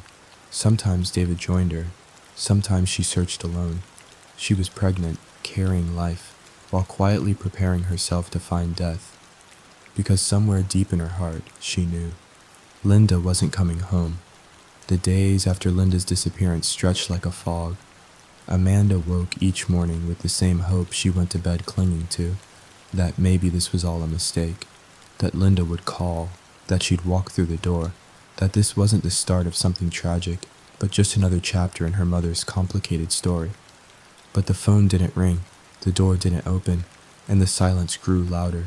Amanda couldn't shake the weight pressing down on her chest. Her mother's absence felt wrong in a way that went beyond history or mental illness. She hadn't left on her own. Amanda felt that truth in her bones. Linda's things were untouched. Her medication, essential to her daily functioning, was left behind. Her keys, her clothes, her purse, even her cell phone were still inside the house. It didn't add up. This wasn't like before. Not like when Amanda was 9 and her mother had disappeared for the first time. That time, there had been signs, packed bags, an empty closet, a decision. This was different. This felt like someone had interrupted her mother's life mid-step. Forest Hills police began taking the case more seriously, now that the circumstances showed signs of foul play. They brought in dogs to search the woods between Linda's house and Amanda's. It was an area Linda walked often, just a mile stretch of old dirt paths and dense trees. There was a chance, a small one, that Linda had wandered off and gotten lost. Perhaps she'd been disoriented, confused, maybe even in distress. Amanda searched too. She walked those woods for hours, despite the ache in her feet and the weight of her pregnancy. The late July sun beat down on her shoulders, sweat gathering beneath her collar, but she didn't care. Every rustle in the trees, every broken branch or misplaced item made her stop, heart hammering, wondering if this would be the moment she found her mother. But there was nothing, no trace, no sign, not even a footprint. It was as if Linda had vanished into thin air. Still, Amanda kept walking, every day, sometimes alone, sometimes with volunteers, sometimes with her husband David, but always with that quiet, desperate ache in her chest. The investigators, now joined by Allegheny County homicide detectives, were widening their search and scope. They had to. The clues inside Linda's home weren't definitive, but they were troubling. The cut phone cord, the locked door, the missing landline. And Amanda's account of Linda's mental health raised another concern. Was Linda a danger to herself? Could she have wandered into the woods and taken her own life? Amanda didn't think so. She knew her mother had struggled in the past, yes, but she also knew how far Linda had come. She had rebuilt everything after her divorce. She'd found work, stability, a rhythm that gave her comfort and structure. Most of all, she had Amanda and her grandchildren. Linda adored her grandchildren. She called every day just to hear their voices. She would walk over just to bring a snack or a storybook. She knitted baby clothes and recorded bedtime stories. She was planning a small baby shower for Amanda. She wouldn't leave without a word. Not to Amanda, not to the kids. No. If Linda had gone somewhere on her own, she would have told someone. And that made the silence feel heavier. It was around this time that Amanda's fear turned to guilt. She replayed every conversation from the last week, every look, every word. Could she have missed something? Had she let her mother down? I should have brought her home that night, she whispered to David one evening as they sat quietly in the living room. When she opened the door, when she said she was okay, I should have known she wasn't. I should have insisted she come back with us. David placed a hand on her shoulder. You did what you could, he said softly. You went to check on her. You stayed. You made sure she was okay. But Amanda wasn't convinced. Guilt had a way of burying itself in the heart, especially when paired with helplessness. She kept searching. Each step in the woods brought back memories. Childhood walks with Linda, Sunday visits, snowy mornings with hot tea. Each time she didn't find her, it felt like losing her all over again. Volunteers joined the search, neighbors, friends, even strangers who had seen the missing posters Amanda and her family had hung across town. The community wanted to help. Linda had worked at a local restaurant for years. She was a familiar face, a kind presence. People wanted to find her. They combed the trails, canvassed nearby areas, hung flyers at bus stops, diners, laundromats, anything to bring Linda home. And all the while, the police kept returning to one name, Harry Craig. His behavior hadn't gone unnoticed. His strange comments, his insistence that Linda was in the woods, the quiet apologies to her photo, the way he'd come to Amanda's house that morning, already filled with worry before anyone else even realized Linda was gone. Detectives interviewed him again. They asked if he had spoken to Linda the night before she disappeared. Yes, he said. They had argued, again. About what? The usual things, he claimed. She wanted to end things. He didn't. They yelled. She threw a glass. Had he hurt her? No, he said. Never.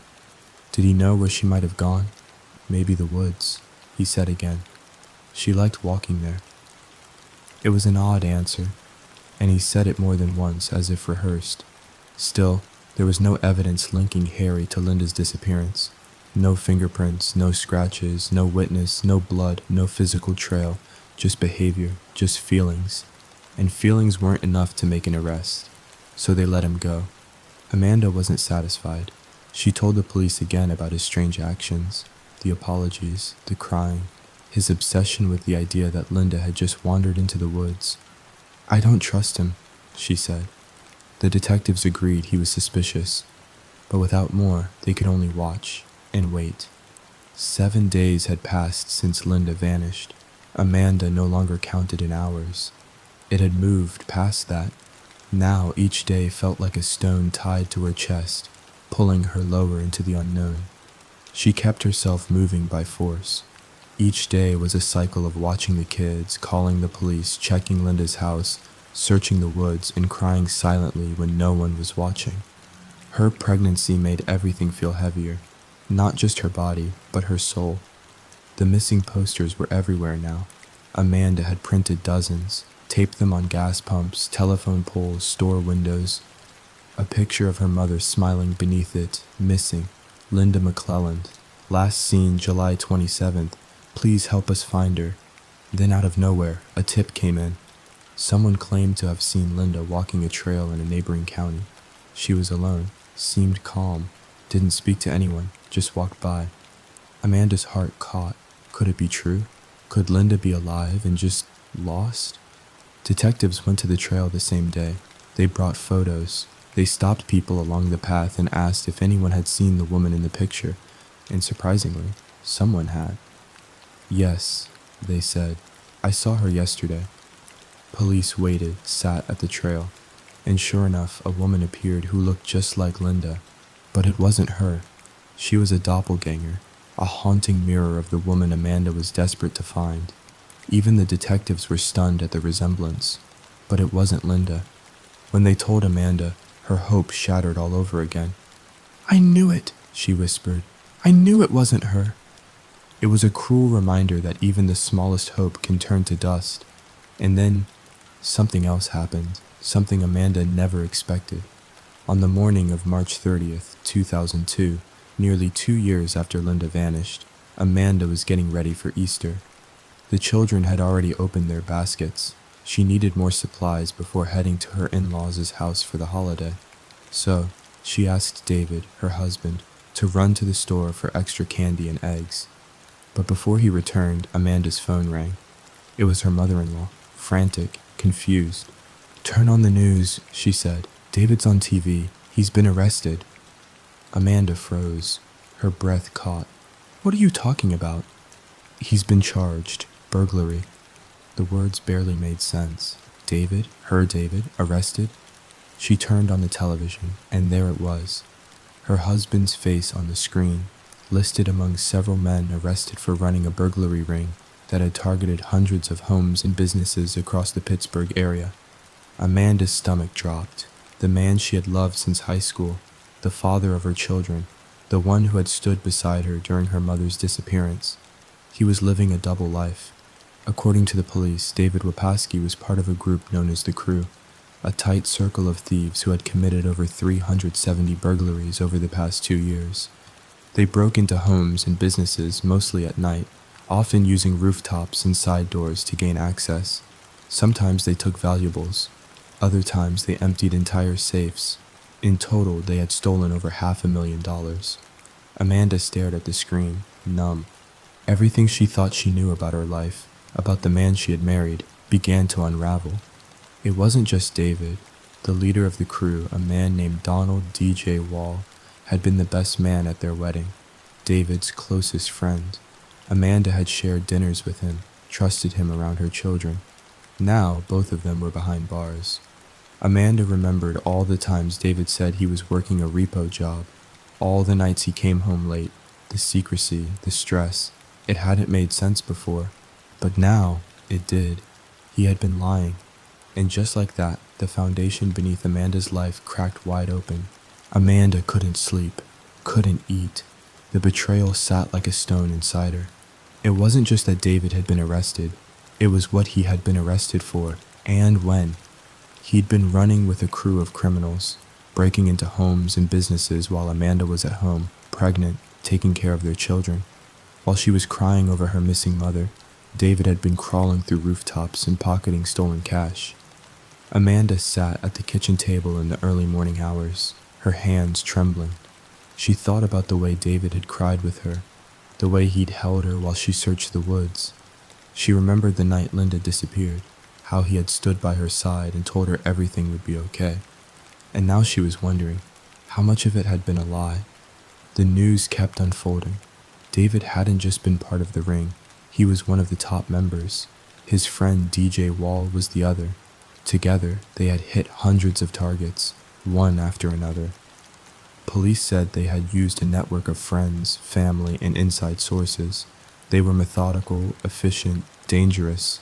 The police arrested 10 men in total, and David didn't want to go to prison, so he made a decision. He agreed to become an informant. He told detectives everything, named names, shared locations, even offered up old jobs and partners. His cooperation stunned investigators. With his help, they built airtight cases against the other members of the crew. He even helped them take down DJ Wall, his closest friend, the man who had stood beside him at his wedding. But something about DJ Wall didn't sit right with detectives. He wasn't like the others. He didn't talk. He didn't flinch. He didn't seem afraid of prison. There was something else behind his silence, something darker. So, one day, they asked him a question that had nothing to do with burglary. What happened to Linda McClelland? The moment the question left their lips, DJ Wall broke. He cried, and then he talked. What he said next changed everything. He told them about a night, July 28th, 2000, the night after Linda vanished. He said David had called him in the early hours of the morning, told him to come to Linda's house, that he needed help. When DJ arrived, he was stunned by what he saw. Linda's body, on the floor, unmoving, half-dressed. David told him he had been drinking. That one thing led to another. He claimed that there had been an affair, that he and Linda had been sleeping together. DJ said David told him they had fought. Linda had threatened to tell Amanda. Now she's going to leave you for good, she'd said. And that was when David snapped. He punched her. She fell to the floor. He strangled her with his bare hands. When he realized she was still alive, he stomped on her neck, over and over.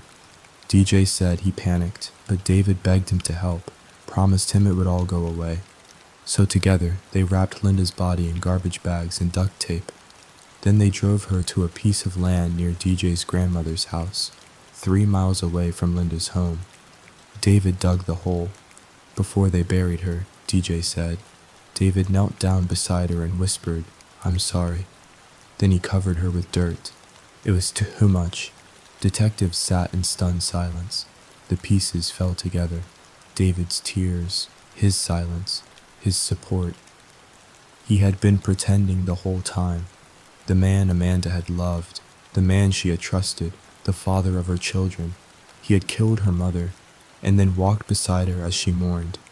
It was March 17, 2003, cold, overcast, the kind of gray morning that never quite turns to day. Amanda was at home, folding laundry in silence when the knock came. When she opened the door and saw 2 detectives standing there, her body stiffened. She didn't need them to say a word. Her heart already knew. The silence stretched, and then, softly, they told her what they had found.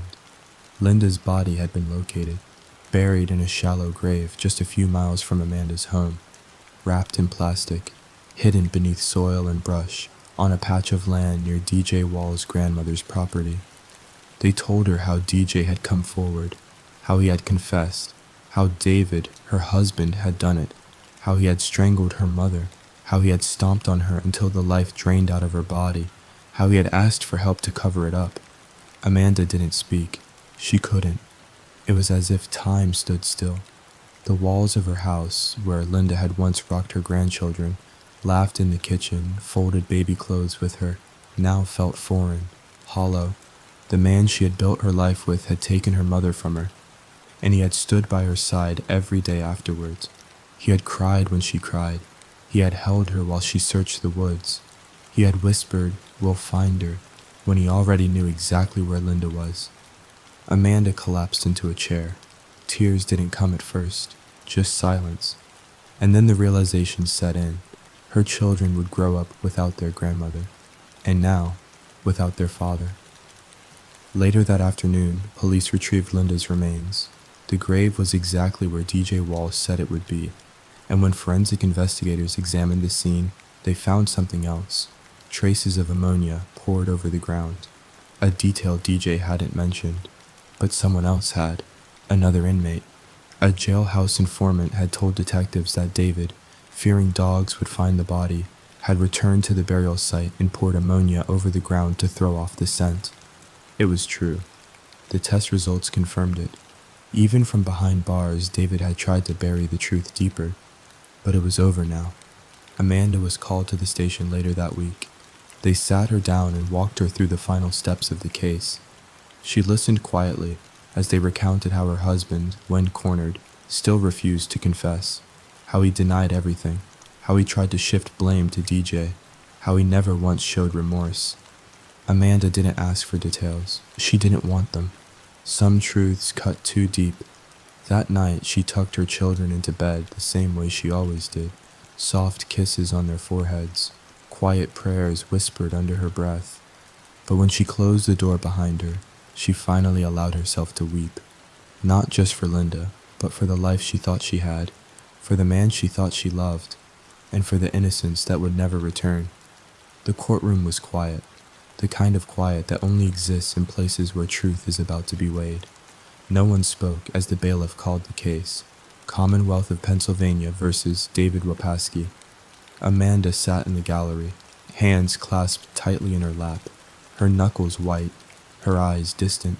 On one side of the aisle sat her family, her sister, her aunt, her closest friends. On the other sat the man she had once loved, the father of her children, the man who had, without a shred of mercy, taken her mother's life. David was led into the courtroom in handcuffs. His expression was flat, empty, no apology in his eyes, no grief, just stillness. It was March 2003. Nearly 3 years had passed since Linda McClellan's disappearance. Now, finally, the truth would be heard. The prosecution laid out the case with chilling clarity.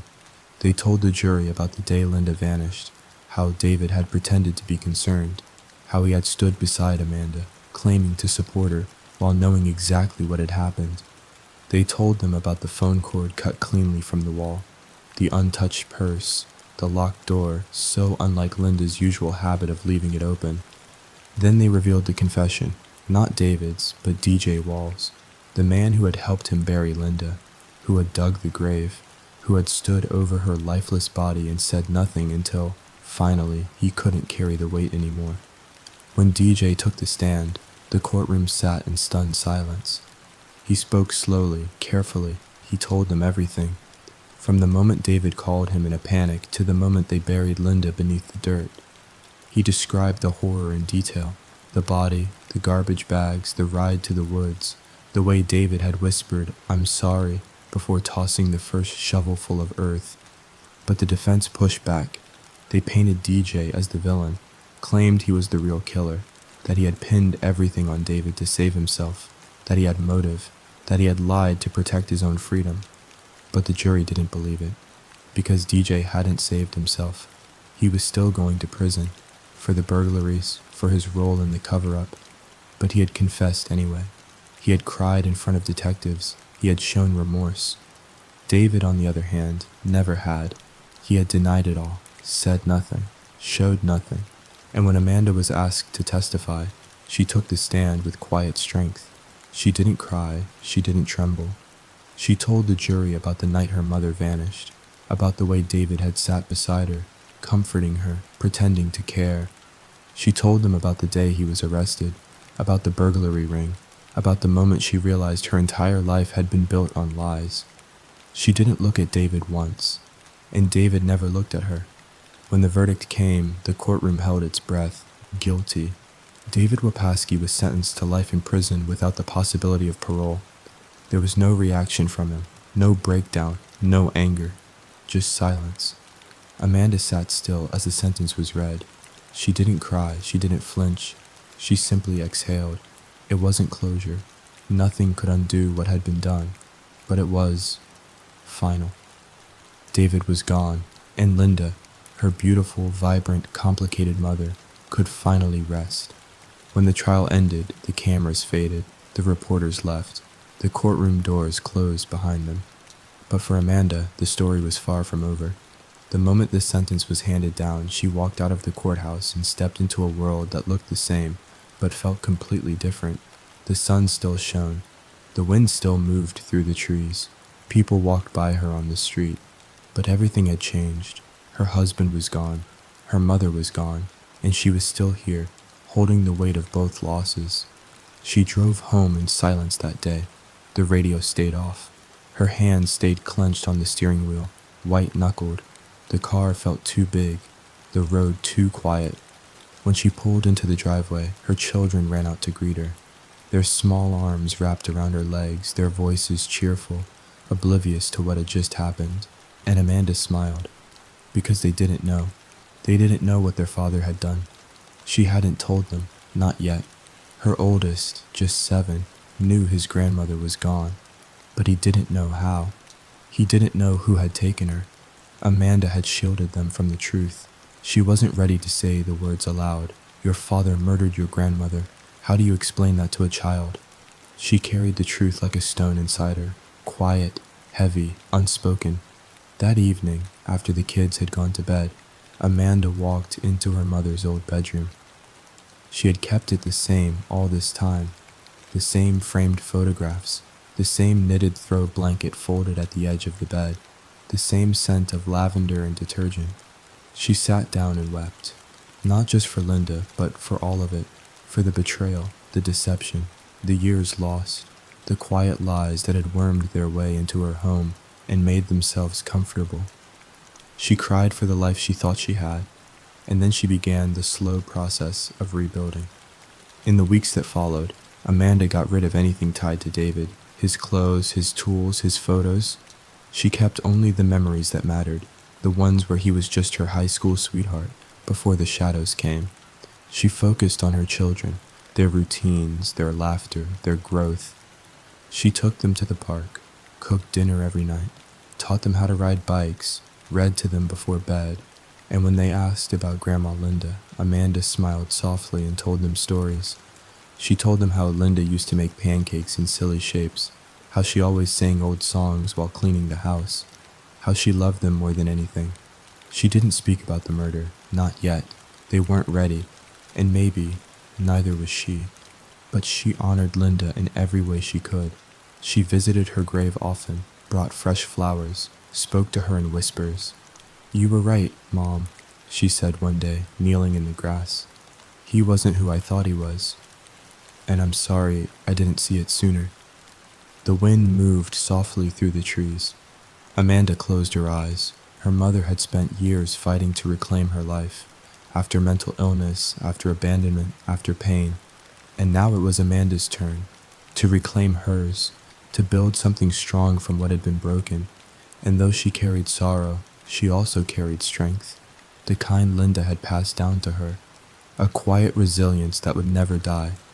It had been over a year since the courtroom lights dimmed and David was led away in chains. The world moved on. But for Amanda, time moved differently now. Days stretched, nights lingered. She was living inside the long echo of trauma. She had begun to sleep better, not because she had healed, but because exhaustion finally forced her body to rest. Each morning she woke up beside her children and tried, for their sake, to keep the house warm with love. But some memories still pulsed just beneath the surface, and one of them came with a name, Sylvia Brown. Amanda remembered the moment she heard it, when the idea was first whispered between her and her sister Marcy in late 2002. It had been 2 years since their mother disappeared. The police had no answers. There was no arrest. The search had grown cold, so they turned to someone else, a psychic. At the time, Amanda didn't even believe in that kind of thing. But desperation changes you. Grief makes you reach for anything that might bring comfort, even illusions, even strangers on television. And Sylvia Brown wasn't just any psychic. She was a famous one. She'd appeared on the Montel Williams show dozens of times, wrote best-selling books, gave readings on air. She was known for dramatic predictions, and millions believed she had a true gift. So Amanda and Marcy reached out. They contacted Montel's producers and told them their story, and not long after, they were invited to appear on the show. Amanda remembered sitting in the studio, cameras pointed at her, lights buzzing above. Her hands shook in her lap. Her voice cracked when she spoke. Then Sylvia walked on stage. The audience fell into a hush. Amanda remembered how the woman had closed her eyes, how she tilted her head like she was listening to something from far away. And then she said it. "Your mother is alive," Sylvia told them. "She's in Florida. She's in a mental health facility. She was taken by a man with the initials MJ's she left willingly." Amanda's breath caught. Marcy clutched her hand. Alive? Amanda didn't know whether to cry or smile. It was the first spark of hope she had felt in months. When they returned home, Amanda threw herself into the search. She called psychiatric facilities across Florida, hundreds of them, one by one. Each time she gave her mother's name, Linda McClelland. Each time they gave the same answer. We can't confirm or deny that information. Because of patient privacy laws, most hospitals wouldn't give out any details. Instead, they offered to post Amanda's message on a public board for patients to see. If she's here, they said, she can call you. Amanda left the same message at every place. Mom, it's me. Please call. We love you. We're waiting. Weeks passed. No call ever came. No letter, no sighting, no trace. Eventually the hope faded, not with a bang, but with a long, quiet sigh. Amanda returned to the real world, to her children, to her grief. She folded up the transcript from the show and tucked it in a drawer. She didn't burn it. She didn't tear it up. She just put it away. And now, with everything that had come to light, the arrest, the confession, the trial, the grave, it all felt cruel. Sylvia Brown hadn't just been wrong. She had given false hope to a daughter, desperate to believe her mother was alive. Amanda never appeared on television again. She never called another psychic. But she remembered that reading, the way it had made her believe, the way it had numbed the part of her that knew the truth. And years later, when Amanda saw reports of other families misled by Sylvia, when she learned that the psychic had gotten many cases wrong, she didn't feel anger. She felt sadness for herself, for her mother, and for all the families chasing ghosts while the answers were buried in their own backyard. The seasons changed. Summer bled into autumn. Snow dusted the rooftops of Forest Hills, covering the town in silence. It had been nearly 4 years since Linda's murder. Amanda had aged in a way that years couldn't explain. Grief matured you faster than time ever could. But in that quiet transformation, she began to rediscover herself. Not as a daughter, not as a wife, but as a survivor. The community that had once gathered to search for Linda slowly reappeared. Not with flashlights and flyers this time, but with quiet gestures. A neighbor who mowed her lawn, a woman from church who dropped off groceries, a former co-worker of Linda's who showed up at the door with a casserole and no questions. They remembered, and their kindness came without pressure, without pity, just presence. One day, Amanda received a letter in the mail. It was from a woman who had worked with Linda at the restaurant. She had been there the last week Linda was alive. She wrote about how Linda always smiled at customers, even on her worst days. How she would sing along with the kitchen radio while polishing silverware. How proud she was to be a grandmother again. She talked about your baby like he was already here. The letter read, she said he'd have our nose and your eyes. Amanda folded the paper gently and pressed it to her chest. For a moment, the pain softened. She read the letter aloud to her children that night, changing some of the words so they wouldn't ask too many questions. But they knew it was from someone who had loved their grandmother. They listened closely. Tell me a story about her youngest said, curling into her lap. Amanda smiled. She used to walk to our house, she said, even when it rained, just to bring you crackers in a bear-shaped tin. He giggled. That's silly. Yeah, she said softly. She was. That night, Amanda pulled out old photo albums. She hadn't looked at them in a long time, not since before the trial, not since before David's mask had fallen off. She turned each page carefully, her mother at the beach, holding Amanda in one arm and Marcy in the other, her mother's hands tangled in yarn, knitting baby booties, her mother behind the diner counter, mid-laugh, smiles that stretched across decades, smiles that no one could ever take away. Amanda realized something important as she stared at those photos. David had stolen her mother's life, but he hadn't erased it. Linda had lived, loudly, messily, bravely. She had fought her illness, raised her daughters, helped strangers. She had made mistakes and carried regrets. But she had also built beauty, and Amanda had been a part of that. So Amanda began to rebuild, not just for her children, but for herself. She started attending therapy, something she had avoided for a long time. At first it was hard to speak, but over time her voice found its way through the sorrow. And when it did, the therapist helped her name things she had never been able to name before. Trauma, betrayal, survival. Amanda also began volunteering with local women's shelters, offering help to women in abusive relationships, women with mental illness, women who had been made to feel invisible. She told them about Linda, about how easy it was to miss the signs, about how important it was to be seen, and through helping others, she started to feel whole again. Her home began to change too. She replaced the curtains, painted the kitchen, planted flowers in the front yard, lilies and tulips, Linda's favorites. Each bloom was a promise. You were here. You mattered. I will not let the world forget you. The letter arrived quietly, no warning, no return address. Amanda recognized the handwriting immediately. Even after all this time, even after all that had been revealed, she knew David's script, precise, slanted, like he always wrote with too much control. She stared at the envelope for a long time before opening it. Inside was a single page, no greeting, no apology, just a line that read, "If you ever want to ask me yourself, I'll answer." He signed it David, not your husband, not Dad, just his name, detached, unburdened. Amanda didn't plan on going. She left the letter in a drawer, unopened for weeks. But something about the silence began to gnaw at her, not because she thought he'd tell the truth. She didn't trust him, not anymore. But there was a part of her, a mother, a daughter, a woman, who needed to face what was left of the man who had once shared her bed. So she made the arrangements. It was early spring when Amanda walked into the state penitentiary. The air still cold, but the sun stubbornly warming the sky. She passed through security in silence, removed her jewelry, showed her ID, followed a corrections officer down a long, echoing corridor that smelled of bleach and metal. They led her to a small visitation room. David was already seated, wearing his prison jumpsuit, gray and faded. He looked older, thinner, but his eyes were the same, still empty, still watching. Amanda sat across from him. Neither spoke for a long moment. Then she said quietly, "Why?" David blinked. "You already know why." "No," she said.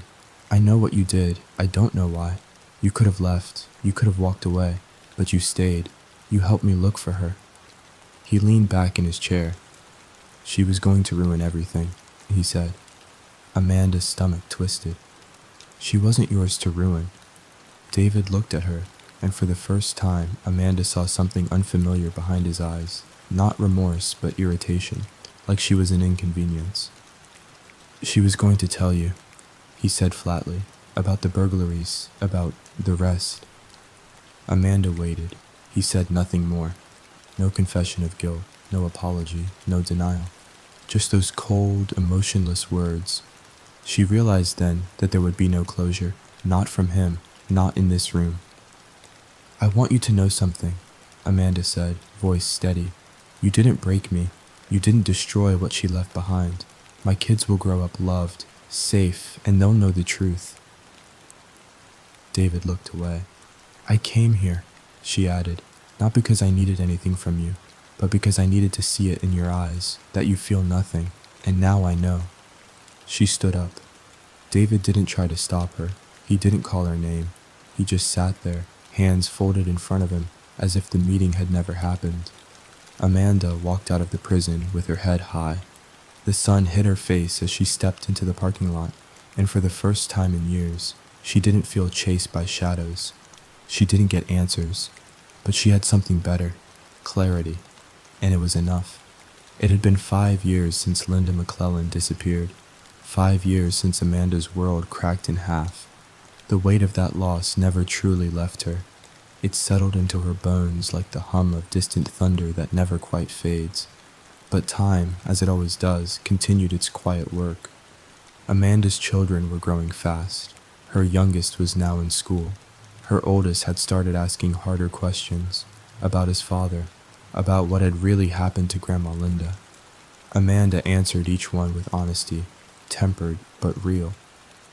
"She loved you more than anything," she said again and again, "and she didn't leave you. Someone took her from us, someone who made a terrible, selfish choice." "Was it Daddy?" he asked one evening, eyes wide but calm. Amanda nodded. The boy didn't cry. He just lowered his gaze and whispered, "I thought so." He wrapped his arms around her, and in that moment, Amanda knew she'd done the right thing. She had protected them for as long as she could. Now it was time to let them carry a sliver of the truth, but only the part they could hold. And with that truth came something else, legacy. Amanda began planning something special, something to give her children a way to know their grandmother, not just through stories and fading photos. A garden, not in her backyard, but in the heart of the community, right near the trail that Linda had once walked nearly every morning. The same trail Harry Craig had once pointed to, the same woods Amanda had searched again and again. She met with town officials, made phone calls, filed forms, reached out to neighbors. And something remarkable happened. People responded. They remembered Linda. They remembered the woman who waited tables with a bright laugh, who always had tissues in her purse and peppermint candies for kids. Donations came in, soil, flowers, a bench, a small plaque. The following spring, they broke ground. Amanda stood with her children as they planted the first lily bulbs, Linda's favorite.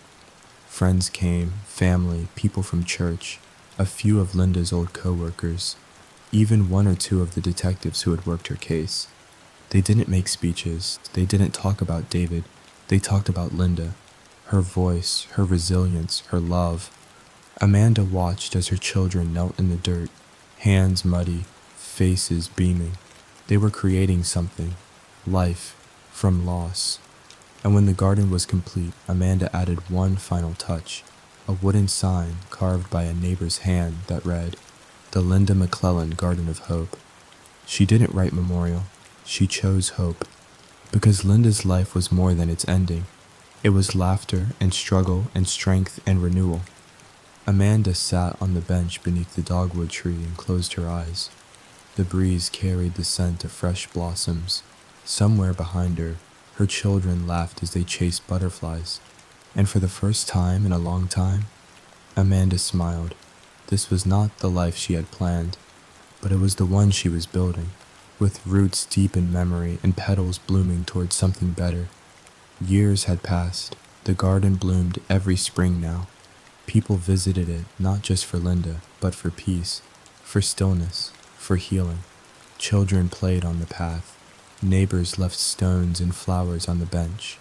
Amanda came often with her youngest, who now knew how to spell his grandmother's name. Sometimes strangers came. They'd heard about the case. Some whispered. Others sat quietly and just looked around. Amanda didn't mind. That was the purpose of the place, to remember and to begin again. On one particular evening, as the sun hung low in the sky and painted the trees with golden light, Amanda sat alone on the garden bench. A soft wind rustled the petals of the lilies. The air smelled of earth and memory. She had brought a notebook. Inside were letters, some written to Linda, others to herself, a few to David, most of which she'd never send. She opened to the last page and added one final line. "We're still here, and we are okay." She set the notebook down beside her. The birds chirped overhead. She thought back to who she had been when this all began. The young mother, pregnant and afraid, standing in her mother's doorway, realizing something was wrong. That woman had carried guilt for a long time, too long. But Amanda no longer carried guilt. She carried truth. She carried resilience. She carried her mother's laughter in the way she raised her children, her mother's warmth in the way she cooked on Sundays, her mother's memory in every bedtime story she told. And Linda, complicated, vibrant, strong Linda, wasn't just a victim. She was a mother, a grandmother, a survivor of her own battles. Amanda would not let her legacy be reduced to the crime that ended her life. Instead, she would let it live in every moment of light that followed. The past would always be there, etched into court records, documented in news archives, whispered about in quiet rooms. But so would the garden, so would the lilies. So would Amanda's voice when she told her children, "She loved you, she always will." And that would be enough, because some stories don't end when the last chapter is written. They live on in quiet remembrance, in blooming petals, in the soft, whispered prayers of those left behind. They live on in love, and in love, there is always something left to grow. Thank you for listening to True Crime Whispers Before Sleep. If this story touched you, or reminded you of someone who deserves to be remembered, let us know in the comments. And if you haven't already, please like, share, and subscribe. We tell a new story every evening. Until tomorrow, stay safe and sleep well.